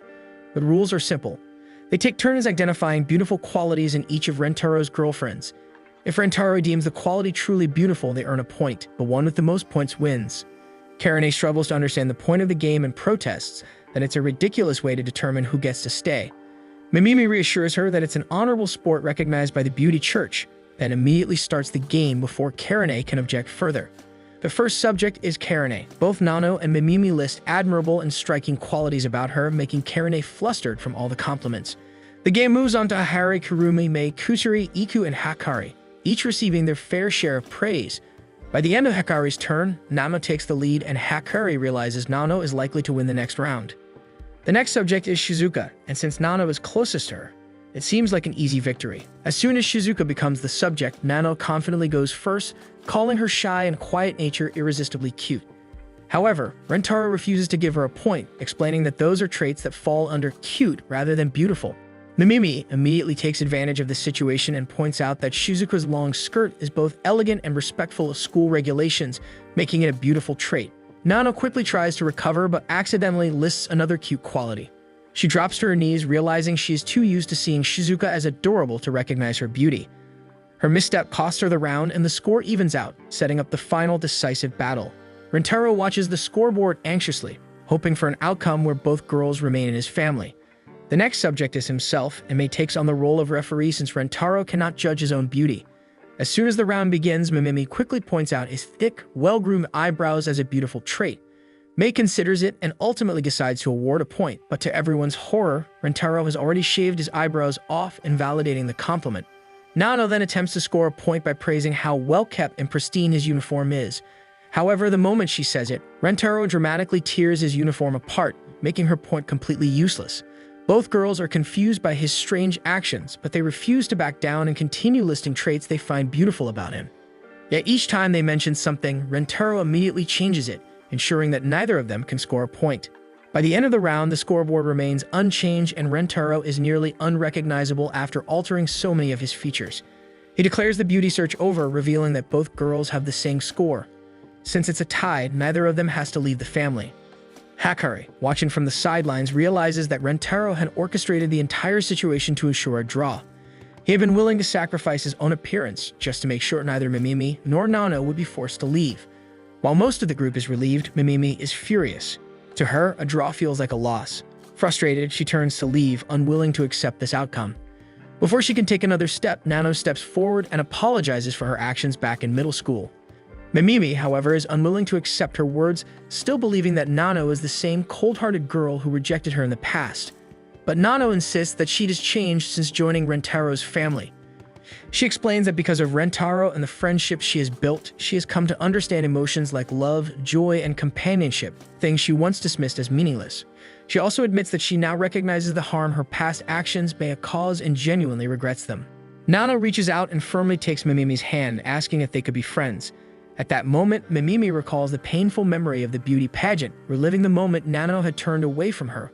However, this time she envisions a different ending, one where Nano turns back and smiles, accepting her friendship. As she snaps back to reality, she looks at Nano's sincere expression and remembers the real reason she had entered Nano into the contest back then. She had admired Nano from afar and hoped the competition would make Nano notice her, giving her a chance to befriend her. Realizing that she no longer has to cling to the past, Mimimi accepts Nano's offer of friendship. The other girls watch with smiles on their faces as the tension finally fades and everyone is relieved that their family remains whole. The following day, Rentarou gathers his girlfriends and formally asks for their permission to welcome Mimimi as the newest member of their family. The girls are thrilled, having already developed a fondness for Mimimi after all the wonderful compliments she gave them during the beauty search contest. Without hesitation, they all approve, happy to have her join their growing relationship. Mimimi, brimming with excitement, declares that she will take it upon herself to transform everyone into the most beautiful versions of themselves. She insists that they must become the most stunning family ever. Without waiting for approval, she unpacks a full makeup kit and immediately gets to work on Kusuri, applying various beauty techniques. The results leave everyone astonished as Kusuri admires her face in the mirror. To complete the look, Mimimi instructs Kusuri to try staring longingly into the distance. Kusuri attempts to follow but struggles to maintain the expression, contorting her face into something more comical than elegant. While observing the scene, Mimimi takes a moment to study Rentarou's girlfriends. She quickly realizes that they are all already at an unnaturally high level of beauty. Just then, Rentarou enters the room, greeting everyone warmly. Kusuri immediately leaps up to hug him, beaming after he compliments her new look, even kissing him full on the lips. Mimimi is in awe when she learns that the girls freely shower Rentarou with affection, openly expressing their love without hesitation. Suddenly, she recalls hearing a rumor that kissing one's lover releases beauty hormones, enhancing one's natural charm. A realization dawns on her. Perhaps this is the secret to their beauty, constant affection. Without hesitation, Mimimi confidently declares that from now on, everyone must kiss Rentarou frequently in order to maintain their peak beauty. Rentarou is taken aback by the sudden declaration, unsure of how to respond. However, his girlfriends react with overwhelming excitement, thrilled at the prospect of kissing him more while simultaneously enhancing their beauty. To convince him further, Hakari and Hakari put on dramatic, tearful expressions, claiming they don't want to burden him with such a request, but would be heartbroken if he refused. Their act works flawlessly. Rentarou, unable to resist their emotional plea, reluctantly agrees to the plan. Kusuri, seizing the opportunity, eagerly announces that she has developed a new lip balm infused with a special drug that will accelerate the production of beauty hormones. Without hesitation, Nano takes the lip balm, applies it to her lips, and leans in for a kiss with Rentarou. The moment their lips meet, an intense warmth spreads through Nano's entire body. The sensation is overwhelming, more powerful than anything she's ever felt before. Unable to handle the rush of pleasure, she suddenly breaks the kiss, her knees buckling beneath her. Shizuka is shocked. Seeing the normally composed Nano completely undone by a single kiss is unprecedented. The effect isn't one-sided. Rentarou himself struggles to steady his breathing, completely overwhelmed by the breathtaking kiss. Seeing how effective her drug is, Kusuri excitedly leaps in for a kiss, already having applied the lip balm. However, as soon as her lips meet Rentarou's, the overwhelming pleasure sends shockwaves through her body, making her feel like she's about to pee herself. Completely intoxicated by the sensation, she loses control, and to everyone's horror, she actually does wet herself. Kusuri, now fully aware of what just happened, freezes in place, apologizing to the anime's audience for having to relieve herself. Kurumi quickly shifts focus, helping Mei apply the lip balm so she can have her turn. As soon as Mei kisses Rentarou, a powerful jolt of pleasure surges through her body, causing her to instinctively sit in obedience. Wanting to get in on the fun, Hakari eagerly gives Rentarou a quick kiss. However, the moment the drug takes effect, an excited shiver runs through her body. Unable to contain herself, she suddenly strips down to nothing but her black lace underwear. Hakari and Karane, already anticipating this reaction, immediately tackle her, yanking her pants back up and dragging her away from Rentarou. Meanwhile, Iku shyly steps forward and requests a kiss. As soon as their lips touch, the rush of pleasure overwhelms her senses. But unlike the other girls who buckle their knees, Iku struggles to remain standing. Her legs tremble uncontrollably, to the point where Mei has to intervene so she won't injure herself. Karane, ever the tsundere, loudly insists she has no interest in participating. However, Rentarou and the girls quickly notice that she has already applied the lip balm, clearly preparing for her turn. Without hesitation, Rentarou swoops in for a kiss. The moment their lips meet, Karane is overcome with emotion. She instinctively hugs him tighter, so tight that a loud crack can be heard, signaling that Rentarou's spine has been damaged. He collapses to the ground the moment Karane lets go, horrified that she might have seriously injured him. As he stares out dazed due to his back and the drug, Kurumi steps forward to take her turn. She eagerly presses her lips to Rentarou's, passionately kissing him despite being the youngest. However, they pull away once they notice Shizuka witnessing their intense kiss. Determined to keep things fair, Rentarou turns to Shizuka and gently kisses her. The lip balm's effect kicks in instantly. Shizuka, who is normally reserved, suddenly feels so lightheaded that her entire body begins floating off the ground. The girls watch in shock as she drifts upward like a balloon. Luckily, Nano, having already recovered from her own kiss, quickly catches her before she can ascend into an unknown location. Hakari is next, and she throws herself into the kiss with everything she has. However, the intensity is too much for her heart to handle. Her mind goes into overdrive, and in a dramatic burst, she hits a rocket-powered nosebleed that launches her a short distance away. Dazed, she barely registers Karane checking on her, mistaking her for Rentarou instead. Without thinking, she lifts her head and goes in for another kiss. Hakari shrieks in delight and begins snapping photos at lightning speed.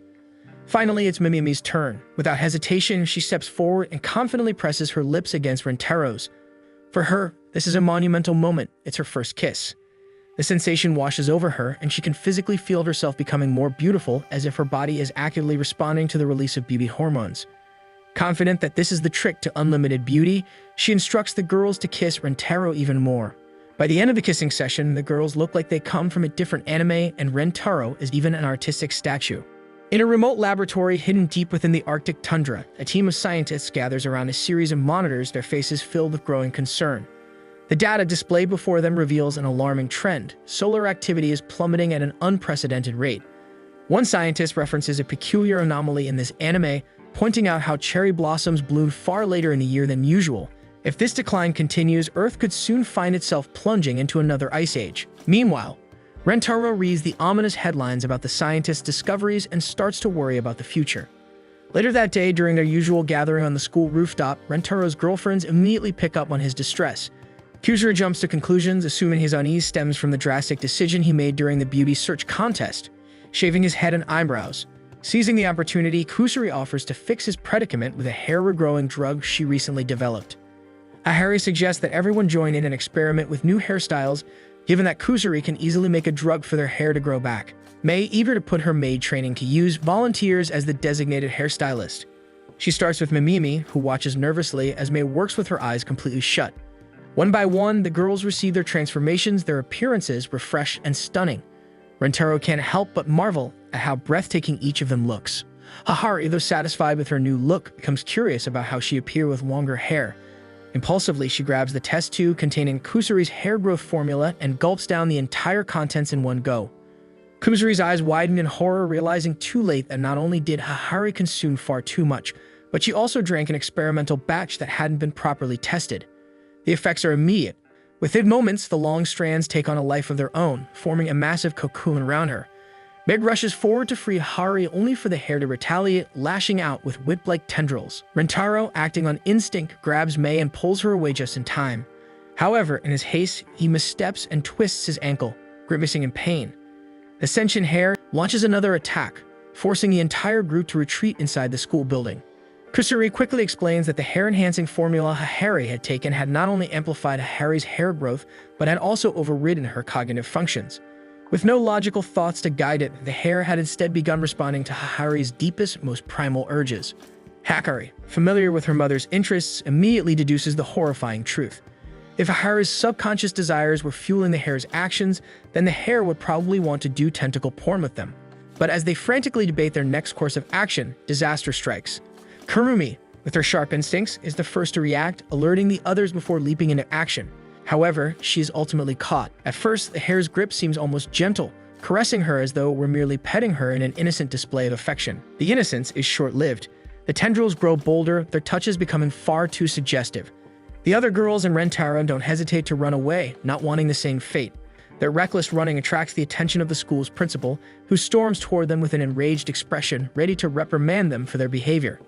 Before she can reach them, a monstrous tangle of hair bursts through a nearby classroom door. Kusuri, feeling responsible for this catastrophe, makes a split-second decision. Deliberately allowing herself to be caught, she hopes to buy the others some time to flee. The tentacles waste no time wrapping around her, squeezing and caressing her body. Though trapped, Kusuri manages to shout at the others to run. As they turn to flee, more tentacles lash out from another direction, ensnaring Hakari. Karane immediately grabs hold of her, trying to pull her free, but Hakari cries out in pain, begging Karane to let go before she dislocates her arm. Karane is forced to release her grip, and the tentacles waste no time plunging into Hakari, exploring her body as she struggles. Rentarou and the rest of the group push forward, unwilling to share the same fate. Upon reaching the schoolyard, they are met with a horrifying sight. Hakari's hair has spread far beyond the school, trapping students left and right. Rentarou and the girls sprint toward Hakari's car, hoping to escape before they, too, are ensnared. However, the car refuses to move. The car's rear wheels are completely entangled in Hakari's hair. Acting fast, Iku and Karane leap out and push against the car, trying to break it free. With great effort, they finally manage to loosen the grip of the tentacles, allowing the vehicle to rush forward. However, Karane refuses to let Iku fall with her. She asks Iku to lend her her bat and prepare her butt. Before Iku can question her, Karane strikes Iku's butt with enough force to send her flying through the air, landing her safely on the car's roof. Unfortunately, Karane herself is immediately seized by the tentacles and yanked away before she can escape. Mei slams on the gas, but as they speed toward the school gates, more tentacles appear, slithering rapidly to block their path. Realizing they won't make it through in time, Iku makes the ultimate sacrifice by using all her strength to hold back the advancing hair. The tentacles overwhelm her, lifting her into the air and spreading her limbs wide as the group makes their escape. Hakari's hair is spread into the town, capturing unsuspecting women at every turn. The streets are in complete disarray as people scramble to avoid the expanding mass of animated strands. Mei grips the steering wheel tightly, desperately navigating through the city. With few options left, the group spots a towering building in the distance. It's their best bet for shelter. Arriving at the building, Mei and Shizuka quickly devise a plan and wish the others luck before Shizuka gulps down the drug Kusari had handed her earlier, and within moments, a pair of bunny ears sprout from her head, making her appear even cuter. The unexpected transformation immediately draws the attention of Hakari's hair. With the distraction in place, Nano, Rentarou, and Mimimi seize the opportunity to make their way to the rooftop. Upon entering the building, they quickly realize that taking the elevator is no longer an option, leaving the stairs as their only way to the roof. Since Rentarou is still injured, Nano and Mimimi support him on either side, refusing to abandon him in his weakened state. Reaching the rooftop, Rentarou is the first to take in the devastation below. As far as the eye can see, Hakari's hair sprawls across the entire town, extending beyond its borders and seemingly engulfing the world.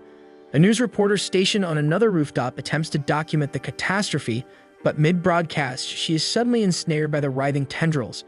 Her cameraman hesitates, unsure whether to intervene or continue filming the arousing scene unfolding before him. Noticing the hair beginning to slither up the rooftop, Nano readies her cutter while Mimimi grips her brush tightly, both prepared to defend Rentarou with everything they have. As the hair lashes out, the two girls swiftly retaliate, slicing and brushing away the invasive strands with expert precision. Rentarou watches helplessly, frustration mounting as he realizes he is unable to contribute to the fight. Before he can dwell on his uselessness, the tentacle-like hairs suddenly shift their focus to him. Nano and Mimimi immediately rush to his side, but they are quickly caught in the hair's relentless grasp. Suspended in the air, their limbs bound tightly, they struggle against their restraints as Rentarou looks on in horror, unable to do anything. Just when it seems all hope is lost, a helicopter appears above them. Mei and Shizuka, having successfully acquired the aircraft from Hakari's home, drop a rope ladder for Rentarou to grab onto. Shizuka's enhanced hearing, courtesy of her bunny ears, had helped Mei navigate the treacherous landscape safely, leading them to this crucial moment. Rentarou reaches out for Nano and Mimimi, but they refuse to be saved, insisting he must save himself. Only he has the power to stop Hakari's rampaging hair and rescue everyone. The tendrils tighten their grip, fully entangling the two girls, allowing Rentarou, Mei, and Shizuka to make their escape. During the chopper ride, Rentarou makes a request. He wants to be taken back to the school, right where Hakari is. His mind is set on putting an end to this chaos. Meanwhile, Hakari remains trapped within her own hair, her body immobilized. As the helicopter hovers over the epicenter of the calamity, Rentarou reassures Mei and Shizuka that he will be fine.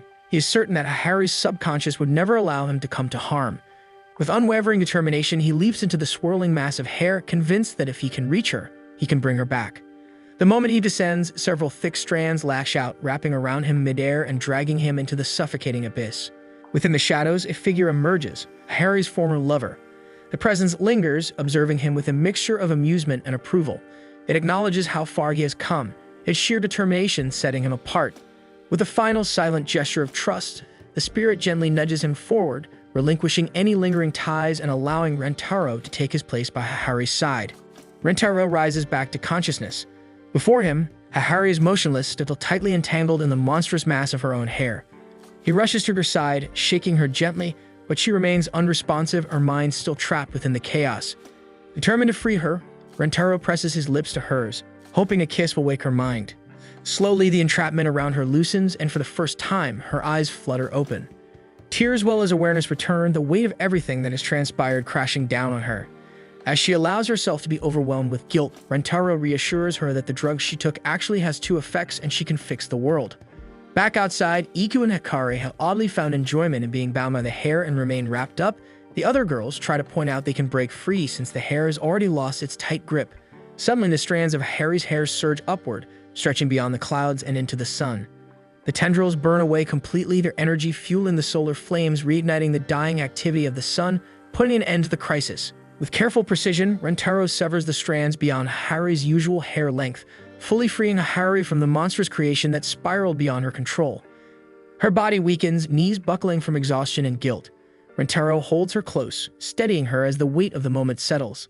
Back in the Hanazono household, an air of lingering unease remains. Mei and Hakari attempt to lift Harry's spirits, offering food, but she stays withdrawn and cooped up in her room. The weight of what has transpired lingers heavily on her, guilt keeping her distant from the warmth of her family. Understanding the depth of her emotions, Rentarou comes in for a surprise visit. He plays a news report detailing the aftermath of the incident. Despite the destruction, the world has witnessed no casualties. Reports surface of countless lives saved in unexpected ways as the hair has prevented several fatal accidents. Most notably, the unexpected consequence of the hair feeding into the sun has ultimately saved the planet from its impending catastrophe. Rentarou is beyond grateful for Hakari. He had been wrecking his mind over thinking of how to save the world for his girlfriends when he first heard about solar inactivity, but Hakari had saved the world without knowing it. Staring at Rentarou, Hakari realizes that the amazing one is Rentarou. It had been his idea to burn her hair by sending it to the sun, and right now he is saving her from her overwhelming guilt. Before she can dwell further, the door swings open and the rest of their family comes in. Surrounded by the faces of those she holds dearest, a warmth spreads through her chest. A deep sense of gratitude and love overtakes her as she fully grasps how much she is cherished. One day, Mimimi decides to host a beauty and makeup class for the Rentarou family. When she announces the session, she gets a mix of reactions. Some of the girls are excited. Hakari in particular is thrilled, while others feel a bit hesitant about the idea. Still, Mimimi's enthusiasm is contagious, and they all agree to participate. Rentarou, seeing his girlfriends putting effort into self-care, decides that he should work on himself as well. If they're going the extra mile to enhance their beauty, he figures he should do something to improve himself too. Inspired by the moment, he opts for a jogging session. As he leaves the school, he catches sight of a girl going past him, Meme. He recognizes her from class, but she's always been somewhat distant, never approaching him or the others. She seems to prefer staying unnoticed, always keeping to herself. Suddenly, a strong gust of wind blows through the street. Meme panics, frantically pressing down on her bangs. Even with her skirt billowing, her priority remains to keep her face covered. At the same time, a large signboard is swept up by the wind, heading straight toward her. Realizing that she isn't going to react in time, Rentarou dashes forward, pushing her down with him just as the sign flies past them. The danger passes, and Rentarou quickly gets up, checking to see if she's okay. However, as Meme shifts slightly, a portion of her bangs lifts, revealing one of her eyes. For a brief moment, their gazes meet and both of their hearts skip a beat. The instant she realizes what's happened, Meme immediately presses her bangs down again, refusing to expose any more of her face. After she finally calms down, she quietly thanks him, apologizing for her reaction. She admits that she isn't used to people seeing her face, which is why she always keeps it hidden. Rentarou listens, understanding her feelings, but he can't help but express his concern. She had disregarded her own safety just to keep her bangs in place, something he finds incredibly worrying. Meme is taken aback by his words. Even more shocking to her is the fact that Rentarou not only remembers her as a classmate, but also knows her name. She had assumed that staying behind her bangs had rendered her invisible, a mere background character in the class. However, learning that her attempts to remain unnoticed have actually made her stand out even more completely devastates her. She recalls trying different methods in the past, even wearing a lucha libre mask as a child. But that, too, had only drawn more attention to her. Rentarou can't help but feel sorry for her. He tells her honestly that it's a shame she hides behind her bangs because she has beautiful eyes. The realization that her eyes have been seen once again sends Meme into a panic. Flustered, she quickly turns and flees, but leaves a small bear plushie behind. The next day, Rentarou finds something unusual in his shoe locker, a small hand-knitted penguin plushie, along with a note. In the letter, Meme thanks him for helping her the previous day and reveals that she made the plushie herself as a token of appreciation. Curious and touched by the gesture, Rentarou enters the classroom, eager to thank her properly and compliment her handiwork. However, the moment he approaches her, Meme immediately bolts from the room, leaving behind yet another plushie. Rentarou tries to approach Meme several more times, but each attempt ends the same way. She vanishes without a trace, leaving behind another hand-knitted plush doll. By the 9th time, his arms are overflowing with plushies, each a silent token of her fleeting presence. Determined to understand her better, he turns to Nano, Shizuka, Hakari, and Karane, who are chatting in the classroom. When he asks what they know about Meme, they all confirm that she is widely known despite her best efforts to remain unnoticed. Rumors suggest she is incredibly beautiful, fact seemingly supported by the striking good looks of her parents. Hakari is particularly delighted to hear that Meme is said to have a G-cup, just like her. She wastes no time smugly rubbing this fact in Karane's face, much to Karane's frustration. As the two devolve into playful bickering, Rentarou reflects on everything he has learned. He begins to piece things together. Meme possesses many qualities that others find attractive, yet she rejects attention at all costs. It dawns on him that her beauty, rather than being a blessing, might be the very thing that causes her distress.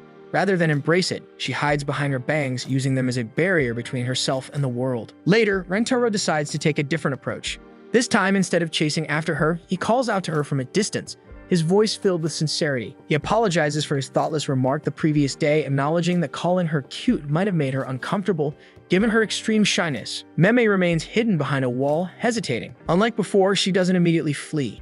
Just as Rentarou contemplates taking more drastic action to coax her out, Meme slowly peeks her head out, her voice barely above a whisper. She confesses that she is in love with him. The moment the words leave her lips, she freezes in horror, realizing what she has just said. Flushed with embarrassment, she vanishes once again, leaving behind yet another plushie. Rentarou tried to see where she went, but he was too late. Suddenly, Meme pokes her head out from a doorway behind him. She reveals that she has been using a technique called misdirection, something she learned from Kuroko no Basket. By dropping a plushie as a distraction, she ensures that no one sees where she actually escapes. Despite her usual shyness, she pleads with Rentarou to forget what she said. She insists that dating is impossible for her. Her overwhelming shyness would prevent them from ever being a normal couple. She wouldn't be able to do even the simplest couple-like activities without panicking. But Rentarou refuses to forget. He tells her that he won't let her run away from her feelings, especially because he has fallen in love with her too. Meme's face turns bright red, overwhelmed by emotions she never expected to be returned. Her shyness reaches a breaking point. It doesn't just make her flustered, it evolves. Before Rentarou can react, she vanishes with such speed that it's as if she was never there. After that, no matter how hard Rentarou tries, he never manages to catch a glimpse of her again. Concern begins to spread among the other girls. They know that Rentarou is trying to help Meme overcome her fears and teach her to appreciate herself rather than hide away. But now it seems like she has retreated even further. The narrator suggests that this may be the final chapter of their story, yet Rentarou refuses to accept that. He refuses to give up on her. As the evening settles in, he continues his search, convinced that she is still somewhere in the school. Rentarou starts piecing things together. Meme always vanishes quickly, leaving behind a knitted plushie, yet she must always be nearby for this to happen. If she is able to disappear so fast, she must be hiding somewhere just out of sight, watching him closely. To test his theory, he quickly glances behind him. As expected, she vanishes instantly, leaving another plushie in her wake. He tries again, and the same thing happens. Determined to finally catch her, he starts looking back in rapid succession, hoping to catch her before she disappears. His strategy works. The constant movement exhausts Meme, forcing her to retreat behind a curtain to catch her breath. Finally, Rentarou seizes the opportunity to approach her, blocking off any escape route. With gentle reassurance, he tells her that it's okay to love him, even if she's shy. He promises that no matter where she hides, he will always find her because he wants to be with her. His sincerity reaches her, and for the first time, she allows herself to accept her feelings. When he finally asks her to be his girlfriend, she shyly accepts, willing to try and find happiness with him. However, before they can bask in the moment, a loud ripping sound echoes through the room. Meme freezes in horror. In an instant, her chest almost doubles in size. The intense chase had put too much strain on her chest binder, and it had finally torn apart. Contrary to the rumors that she was a G-cup, her actual size far exceeds that. The next morning, Rentarou introduces Meme as his newest girlfriend to the rest of the group. However, true to her nature, she keeps herself hidden behind him, peeking out style before greeting the other girls and handing them hand-knitted gifts for each of them, thoughtful presents based on their interests. The girls are delighted, gushing over the admirable and detailed craftsmanship. They shower Meme with praise, but the overwhelming attention makes her retreat behind Rentarou once more, unable to handle the compliments. Seeing her discomfort, Rentarou comes up with an idea, the school-wide game of hide and seek. Hakari excitedly ups the stakes by announcing that the winner will receive a kiss from Rentarou. Iku expresses concern, worried that searching the entire school might be too exhausting, but Rentarou reassures her. He declares with confidence that he will travel to the ends of the earth to find them if necessary. With that, the game begins. The girls scatter, given 5 minutes to find their hiding spots. Rentarou starts his search outside and unknowingly passes right beneath Iku and Mei, who are desperately clinging to a ledge above him. They had both chosen the same hiding place, thinking it would be the most difficult to reach. However, now they are suffering for it, their arms trembling from the strain. As Rentarou stops below them to talk to the principal, the two girls struggle to hold on. Eventually, he moves on, completely unaware of their predicament. Meanwhile, in the storage room, Hakari and Karane are engaged in a hushed argument, both having picked the same hiding spot. They hide inside a crate. Once they hear Rentarou approach, the cramped space forces Karane's face directly between Hakari's thighs, and Hakari struggles to stifle any noises as Karane squirms, causing some teasing in her privates. The awkward tension becomes unbearable. Eventually, they reach their limit and give up, revealing themselves. With Hakari and Karane now out of the game, they join Rentarou in searching for the others. Their next stop is the science lab, where they hear soft murmurs coming from inside a cabinet drawer. Curious, Rentarou opens it, revealing Kusuri and Mimimi fast asleep, curled up together in the tight space. Pausing for a moment, Rentarou can't help but admire their peaceful sleeping faces. The search team, now joined by Kusuri and Mimimi, makes its way to the library, hoping to find Shizuka. Given her fear of the dark, the others assume she wouldn't dare hide in the dimly lit storeroom at the back. Still, Rentarou decides to check, pushing open the heavy door to reveal a scattered pile of books on the floor. Among them sits an ordinary-looking box, its presence oddly suspicious.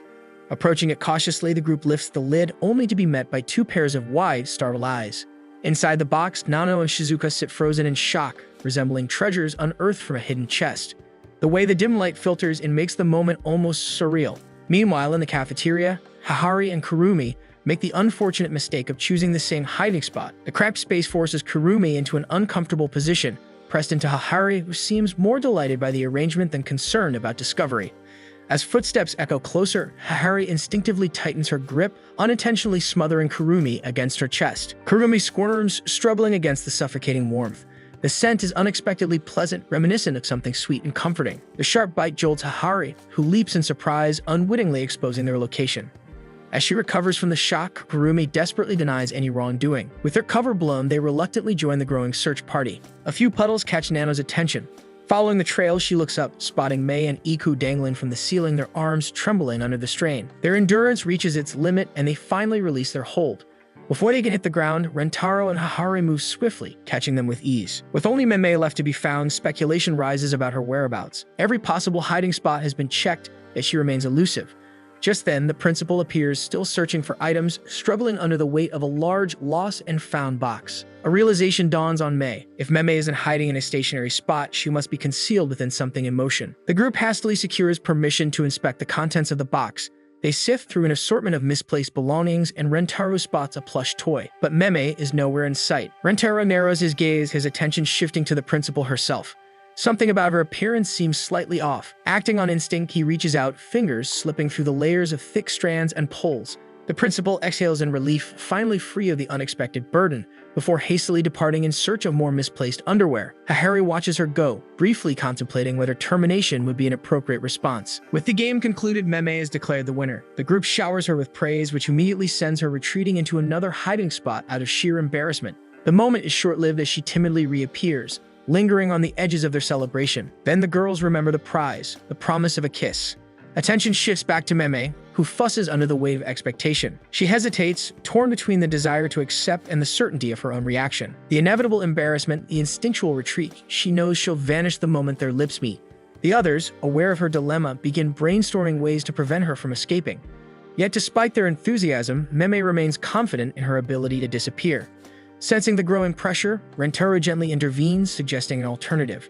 A moment shared in private, free from an audience, might make the experience easier for her. The suggestion is met with understanding, and with the matter settled, the group turns its focus to heading home. As they begin their departure, Rentarou lingers behind. The moment he is alone with Mei, he moves swiftly, pressing a soft kiss against her lips before she can fully process what is happening. Mei notices that Rentarou is talking, so she looks back only to find Rentarou by himself and a plushie on the ground. Rentarou doesn't know what to think because this time she disappeared without even a sound. In a wide open field, Karane waits alone, the breeze rustling the tall grass around her. Rentarou eventually appears in the distance, rushing toward her with a bright smile and an apology on his lips. Karane's heart flutters at the sight of him, but her instincts kick in. She accuses Rentarou of making her wait and dramatically claims she's utterly fed up. Her words cut through the air, and Rentarou's smile fades. His expression drops as he suddenly questions his place in her life. Convinced that his girlfriends would be better off without him, he turns away and begins walking into the distance. Karane's facade crumbles. Panic surges through her as she reaches out to him, desperate to call them back, but the words catch in her throat. Rentarou disappears, and she wakes up with a gasp. It was just a dream. As she sits up, she activates her phone. The lock screen greets her with a photo of herself and all the other girls in Rentarou's family, a moment captured in happiness. But the lingering fear from her nightmare haunts her. At school, Rentarou cheerfully gathers the girls, revealing a surprise. A set of special snacks rumored to bring happiness to couples who share them, and he suggests breaking the snacks into 12 even pieces so everyone can enjoy them together. The girls eagerly agree, chatting away and sharing laughter. Only Karane remains aloof, scoffing at the idea and calling it ridiculous. Yet her dream still echoes in her mind. Her heart weighs heavily, reminding her of how easily her stubbornness could hurt Rentarou. As the girls enjoy the snacks, Rentarou notices Karane standing off to the side. Without hesitation, he approaches her and offers a piece of the treat with a warm smile. The opportunity to respond normally is right in front of her, but instead, Karane snatches the snack from his hand and accuses him of wanting money in return. Her own words hit her like a slap. She mentally berates herself, frustrated by her inability to act like a proper girlfriend. To make matters worse, she impulsively shoves a piece of the snack at Rentarou, intending to return the favor. His eye comically makes a chewing motion as if enjoying the treat. The sight leaves the others amazed, while Karane becomes ashamed of her actions. Hakari, noticing Karane's tense posture, mistakenly assumes it's due to discomfort from growing pains. With a teasing grin, she comments on Karane's development. Outraged, Karane snaps. In a flurry of frustration, she shoves a snack into Hakari's mouth, effectively silencing her. The forceful gesture immediately backfires and Karane attempts to apologize. However, Hakari only responds in delight since Karane feeds her directly like a doting girlfriend. Throughout the rest of the afternoon, Karane's thoughts linger on her place in the family. She watches the other girls, admiring how naturally they connect. Even the newest members seamlessly integrate, laughing and playing games without hesitation. Their bonds seem effortless, while Karane continues to struggle. Iku and Kusuri soon draw the group's attention by engaging in an impromptu sumo match. Iku's natural strength quickly dominates the smaller Kusuri, whose competitive spirit flares. Determined not to lose, Kusuri rummages through her uniform for her shape-shifting drug, but is horrified when she learns that she switched it out for her Deet Sundere Phi drug by mistake. The sight instantly grabs Karane's attention. Kusuri leaves the test tube unattended and eagerly returns to her sumo match with Iku. The vibrant blue liquid inside the vial catches Karane's eye. The memory of her nightmare resurfaces, and the possibility of preventing it from becoming a reality grips her. If this drug could strip away her tsundere tendencies, perhaps she finally avoid pushing Rentarou away. Her hand trembles as she reaches for the test tube. The others are too engrossed in the sumo match to notice her. Kusuri, still struggling against Iku's size and strength, suddenly gets tossed away. She crashes straight into Karane. Panic overtakes Kusuri as she springs up to apologize once she realizes it's Karane she hit. She nervously expects a barrage of insults, fearing Karane's usual temper. But to their astonishment, Karane remains calm. She brushes off the incident, assuring Kusuri that it's fine. Kusuri stares at her in disbelief. Then, just above Karane's head, she notices the unmistakable sight of tsunderes. It doesn't take long for Kusuri to put the pieces together. Karane must have consumed the Deet Sundere Phi drug. The realization spreads among the group and curiosity builds. As they gather around her, Karane continues to act uncharacteristically sweet and composed. While some girls find her new demeanor pleasant, others grow uneasy, unsettled by the absence of her usual fiery remarks. Sensing an opportunity, Kusuri boldly challenges Karane to a sumo match. Without her tsundere strength, Karane is unable to muster her usual resilience. She's swiftly overpowered, landing on the ground with a soft thud. Kusuri proudly celebrates her victory, savoring the rare triumph. Karane, ever gracious, praises Kusuri's skill, causing the smaller girl to beam with satisfaction. Rentarou watches with concern. The realization hits him. Karane's strength had always been linked to her tsundere spirit. Without it, she's physically weaker. Iku, intrigued by Rentarou's theory, decides to conduct a test. She hands Karane a sturdy bat, instructing her to strike her as hard as she can on the backside. Though confused, Karane complies. She swings the bat, but the impact is nothing more than a gentle tap. Iku barely reacts, her eager anticipation turning into bitter disappointment. The lack of pain confirms Rentarou's suspicion. Amidst the growing tension, Hakari suddenly proposes a questionable solution. She gleefully suggests kissing Karane to provoke a reaction. Before she can act, Hakari intervenes, declaring it inappropriate to exploit Karane's altered state. As Hakari moves to shield Karane, she unknowingly presses her against her chest. Karane stiffens, overwhelmed by the softness. Her face flushes as she awkwardly tries to avoid reacting. However, Hakari seizes the opportunity. Hakari grabs Karane's hands and places them directly on her chest, urging her to express her true feelings. With no trace of her usual tsundere filter, Karane timidly compliments Hakari's size and softness. Hakari, visibly enraged, accuses her daughter of hypocrisy. Namimi, curious to hear more of Karane's honest thoughts, takes the opportunity to ask her what she thinks of her beauty. Karane responds, sincerely admitting that Namimi is beautiful. Shizuka and Meme grow concerned. They notice how the others are taking advantage of Karane's current state, so they decide to intervene. However, before they can say anything, Karane unexpectedly expresses her desire to learn how to crochet with them. Shizuka and Meme exchange surprised glances. Without a second thought, they eagerly make space for Karane to join them in a cozy crochet session. Witnessing the girls getting along in such harmony, Hakari is overwhelmed with joy. She dramatically declares that she has entered a state of pure bliss and faints on the spot. Hakari, watching the heartwarming scene, concludes that she actually prefers this version of Karane. Iku, while agreeing that the current Karane is undeniably cute, reminds everyone that the old Karane had her own charm. She points out how Karane's tsundere nature was never a flaw, it was simply how she expressed her feelings. Her sharp remarks and dramatic reactions were just part of what made her endearing. The girls begin to reflect, realizing that they miss Karane's fiery spirit. One by one, they admit their desire to see old Karane return. Kusuri, determined to fix the situation, declares that she will create a reversal medicine. The group quickly supports the plan, their enthusiasm growing as they anticipate Karane's return to her usual self. However, to everyone's shock, Karane speaks up. She firmly states that she doesn't want to return to her old self. Admitting that she never truly liked her tsundere tendencies, she explains how it felt like a constant battle between her emotions and her pride. Now she enjoys the freedom of expressing her feelings honestly without the fear of pushing people away. Stunned by her confession, the girls fall silent. Rentarou, noticing her sincerity, gently takes her hand and suggests they go for a walk to talk things through. As they stroll hand in hand through the empty school halls, Karane marvels at how natural it feels to be honest about her feelings. She openly admits how comforting it is to hold Rentarou's hand. Rentarou listens patiently, his warm smile never faltering. Then he leads her to the school's garden, where colorful flowers bloom under the fading sunlight.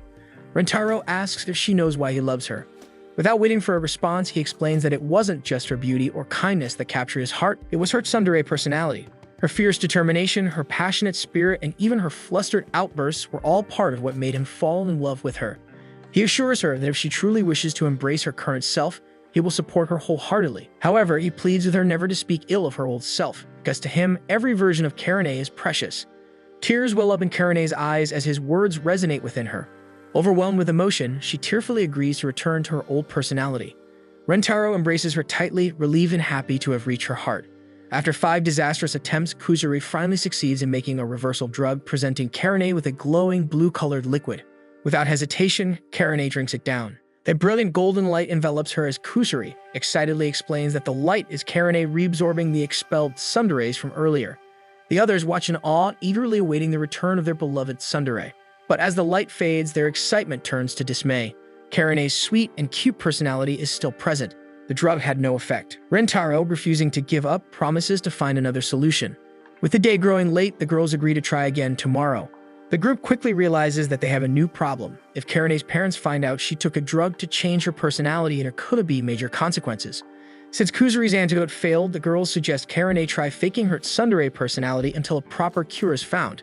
Unfortunately, Karane's attempts are disastrous. Trying too hard to act cute, she ends up stumbling through exaggerated insults and awkwardly forced reactions. Hakari proposes that Karane stays at her mansion for the night. Since Karane and Hakari are known as close friends, it won't raise any suspicions. Rentarou, sensing the inevitable chaos that might arise from Hakari's schemes, volunteers to stay as well.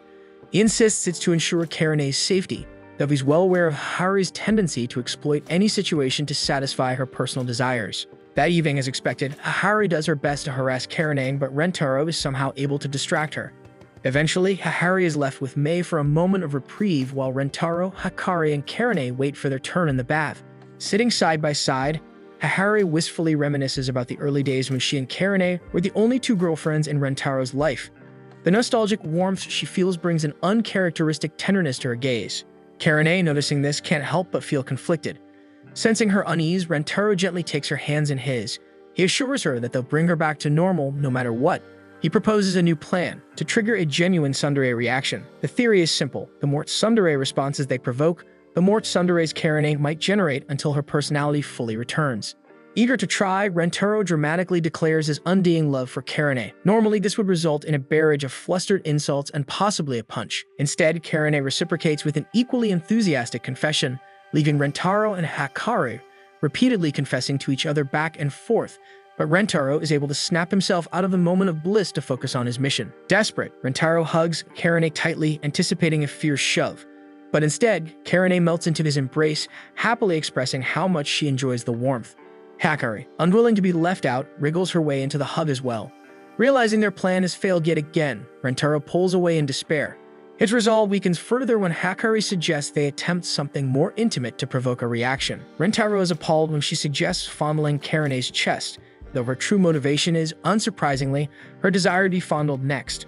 Reluctantly, Rentarou dons a pair of mechanical gloves designed to prevent him from feeling any sensation. Hakari is visibly disappointed that he had anticipated her ploy and prepared countermeasures. To Rentarou's dismay, Karane responds positively to the awkward fondling, showering him with praise instead of outrage. Hakari, determined to demonstrate how it's done, encourages Rentarou to try it on her next. However, the moment Rentarou's gloved hands touch her, she immediately succumbs to the sensation, admitting that it feels good. The group decides to take a break. Hakari and Karane retreat to the bath where Hakari remains hopeful. She recalls how Karane's tsundere nature had saved her in the past, promising herself she'll do whatever it takes to bring her back. Unfortunately, Hakari can't resist the temptation to grope Karane's chest, desperately hoping for a signature tsundere outburst. However, Karane responds with bliss. Meanwhile, Hakari, who had been spying on the girls from a hidden vantage point, succumbs to a severe nosebleed from the steamy scene. Collapsing in a pool of her own blood, she is promptly discovered by Mei and Rentarou, who frantically rush her to the other maids. The household scrambles to find another servant with a matching blood type for a transfusion. Back in the bath, Karane offers to wash Hakari. Her gentle and innocent touches is electrifying to Hakari, who moans out in pleasure. After an evening at the Hanazono household, Rentarou calls his girlfriends over to the school rooftop after classes to share his plan on how to make Karane a tsundere again. Since everyone is capable of generating tsunderes, they can all generate some for Karane to absorb since she is unable to generate enough to maintain her old personality. In order for them to release their tsunderes, everyone will take the DEET tsundere fine drug, which will release the rays while Karane takes the tsundere fine drug to absorb them. However, Rentarou adds that the problem is their tsunderes may not harmonize well and could overwhelm Karane, causing her to pop. To filter the rays, he will take both drugs first before transferring the rays to Karane. He compares this to Goku gathering everyone's energy to charge up the spirit bomb and feeding it to Karane, like how the spirit bomb overwhelmed Majin Buu. The group is slightly concerned about Kurumi since she's pretty tsundere herself. However, Kusuri reassures them that Kurumi's personality is based on being hangry all the time, so her personality won't change as drastically as Karane's. With everyone willing to risk things to bring Karane back, they dub the operation Tsundere, an attempt to generate enough tsunderes to restore Karane. The first to attempt to produce tsunderes is Hakari, who expertly acts as if she doesn't want to have Rentarou's babies, even though she immediately admits that she does directly after. Her performance is a success, and she produces the rays to give to Rentarou. She is followed by Shizuka, Kurumi, Mei, Meme, Iku, Hakari, Kusuri, and Mimimi.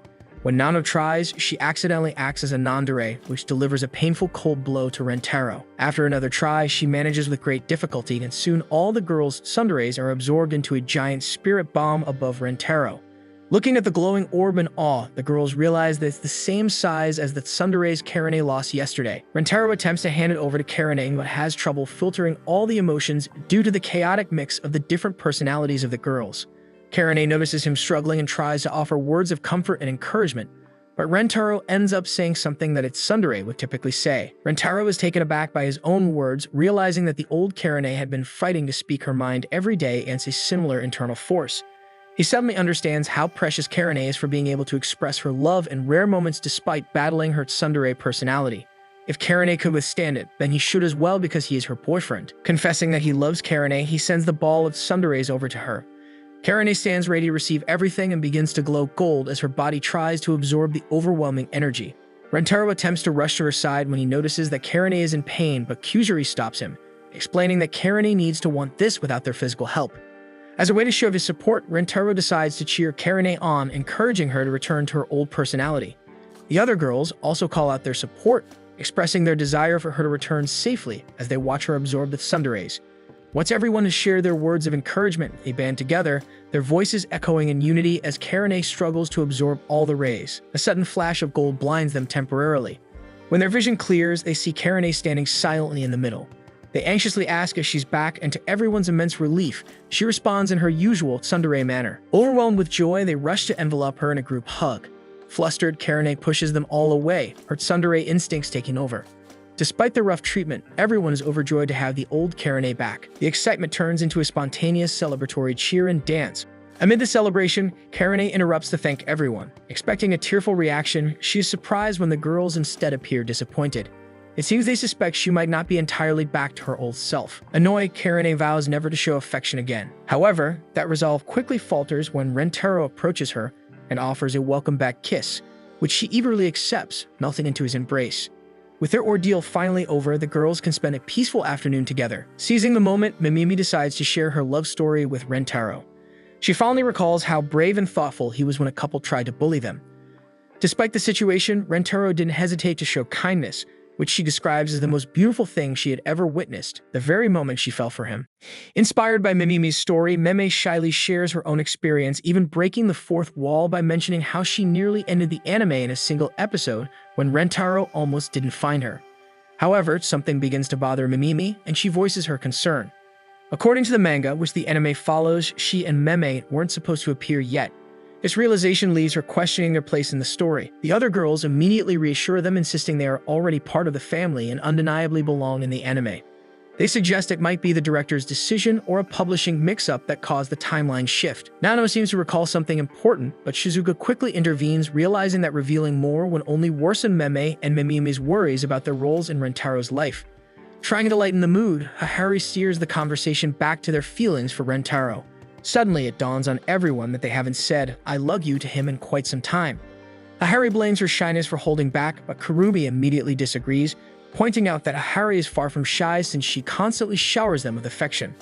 Hakari insists that her feelings for Rentaro are different from the affection she shows the girls, but she struggles to articulate the distinction. The girls begin to worry if they have been expressing their love to Rentaro properly. They realize that poor communication is one of the leading causes of relationship failure, and several of them tend to be quite timid when it comes to openly declaring their affection. Just then, Rentaro finally joins the girls on the rooftop. He explains that he was delayed because he had been helping a teacher move 10,000 boxes. As he arrives, he notices all the girls sitting on a mat, staring at him with an unusual intensity. Curious and slightly concerned, he wonders if something has happened. Without hesitation, Kusari is the first to run up to him, throwing her arms around him in an affectionate hug. She openly declares her love for him, adding a playful remark about one of his little habits. She also thanks him for willingly serving as her voluntary experiment, never questioning the types of medicines she has him take. The other girls listen in horror, but Rentaro is too overwhelmed by Kusari's unexpected confession to react. Her heartfelt words bring tears to his eyes. Encouraged by the emotional moment, Nano takes the opportunity to speak on behalf of everyone. She sincerely thanks Rentaro for his unwavering love and dedication, acknowledging the immense effort he puts into ensuring each of them feels equally cherished and cared for. She emphasizes how no normal boyfriend could possibly manage what he does. In response, Rentaro modestly reveals that he even practices mannequins at home to ensure he treats them all fairly. Finally, Nano expresses her gratitude once again, thanking him for the happiness he brings into their lives. Rentaro's tears intensified, overwhelmed by the warmth of her words. Feeling a newfound rush of confidence, Iku rises to confess her own feelings. She describes Rentaro as her greatest inspiration, recalling how he supported her even after their baseball practice match. However, a sudden dirty expression crosses her face, making the girls question whether she's still talking about baseball. Once Iku regains her composure, she steps forward to proudly declare her love for him. Rentaro's tears nearly double in volume as she wraps him in a tight hug. Next, Shizuka uses her phone to deliver her confession. Her message surprises the girls when she casually mentions how Rentaro often carries her around. However, the mood quickly shifts as her heartfelt words shine through. She calls Rentaro her greatest treasure, leaving him visibly moved. Before Rentaro can recover, Hakari eagerly picks up where Shizuka left off. Her message starts sweet and thoughtful, expressing her deep affection for him. However, it quickly takes a more risque turn when she gleefully mentions how Rentaro tends to fondle her chests. This comment instantly enrages Karane. She swiftly turns her frustration on Rentaro, duplexing him without a second thought. Realizing she had accidentally blurted out her fantasies, Hakari becomes flustered and apologetic. Karane, too, tearfully apologizes for taking her anger out on Rentaro once again. Rentaro carefully comforts both of them, already used to the antics of his first two girlfriends. Taking one of Rentaro's hands that was comforting her, Hakari gently brings it to her face. She begins a heartfelt thank you, her breathtaking smile catching Rentaro off guard. The sincerity of her expression overwhelms him, causing him to stumble and fall backward. Rentaro immediately apologizes, flustered, and tries to pull away. However, Hakari wraps her arms around him, pulling him back into her embrace. She fondly rubs his head, speaking softly about how much she loves him. She also wonders aloud why Karane is so against affectionate gestures like this when Rentaro seems more than willing to receive them. With a voice full of warmth, she thanks Rentaro simply for being born and finding his way into her heart. Moved by the moment, Mei quickly steps forward to express her own love and gratitude. Having spent most of her life serving Hakari and her family, she had never seen Hakari so genuinely happy until Rentaro entered their lives. Mei also treasures Rentaro for teaching her about the concept of give and take, something she had never experienced before. The fact that he reciprocates her love means the world to her. Rentaro, overwhelmed by her touching words, bursts into tears, but Mimimi quickly grabs his hand and pulls him back. She tells him how honored she feels to be his muse, playfully adding that his beauty could easily be classified as SSSSSSSSS rank. Loving him, she says, has inspired her to become even more beautiful, both for his sake and her own. Peeking shyly from behind Rentaro, Meme nervously gathers the courage to confess her feelings. However, the moment Rentaro turns to face her, she panics and uses her substitution technique, disappearing from sight. Despite remaining hidden, her voice gently whispers her confession and an apology for her overwhelming shyness. Rentarou, gazing at the sky, vows to be patient with her. He promises to let her set the pace of their relationship. Touched by his understanding, Meme slowly emerges from her hiding spot, clutching a small plush bear. Determined to face him properly, she softly begins confessing anew. When Rentarou moves to embrace her, she once again vanishes, leaving only the bear plush for him to hold in her place. Kurumi and Karane exchange glances, realizing they are the only two left who haven't confessed. Kurumi bravely takes the lead, starting by thanking Rentarou for all the snacks he brings her. However, she grows more emotional as she admits how much it means to her that Rentarou loves her, despite her being younger than the other girls. She feels genuinely important in his eyes. Karane, however, scolds Kurumi for making such a bashful confession. Kurumi, in turn, retorts that it's Karane's fault since she spent the previous episode under the influence of the Deet Sundere fine drug, shamelessly declaring her love for Rentarou. The memory floods Karane's mind, making her crouch in embarrassment. Rentarou quickly tries to reassure her, saying she doesn't need to confess again, especially since she's just recovered. But Karane, now fueled by determination, angrily stands up. With unwavering resolve, she loudly declares her love for everything about Rentarou. Her powerful confession sends shockwaves through Rentarou's tear ducts. Hakari feels that Karane's confession was a little too much since it completely stole the spotlight. But Hakari, unwilling to let the moment be ruined, simply pulls Hakari back into her chest to calm her down. Once Rentarou finally regains his composure, he looks at all of his girlfriends, their faces filled with anticipation.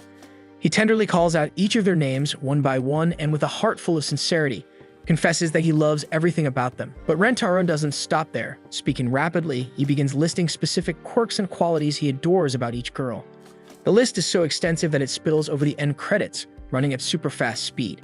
Even as the ending theme plays, Rentarou continues to passionately voice every little thing he loves about them. By the time he finishes, the girls feel deeply cherished and loved.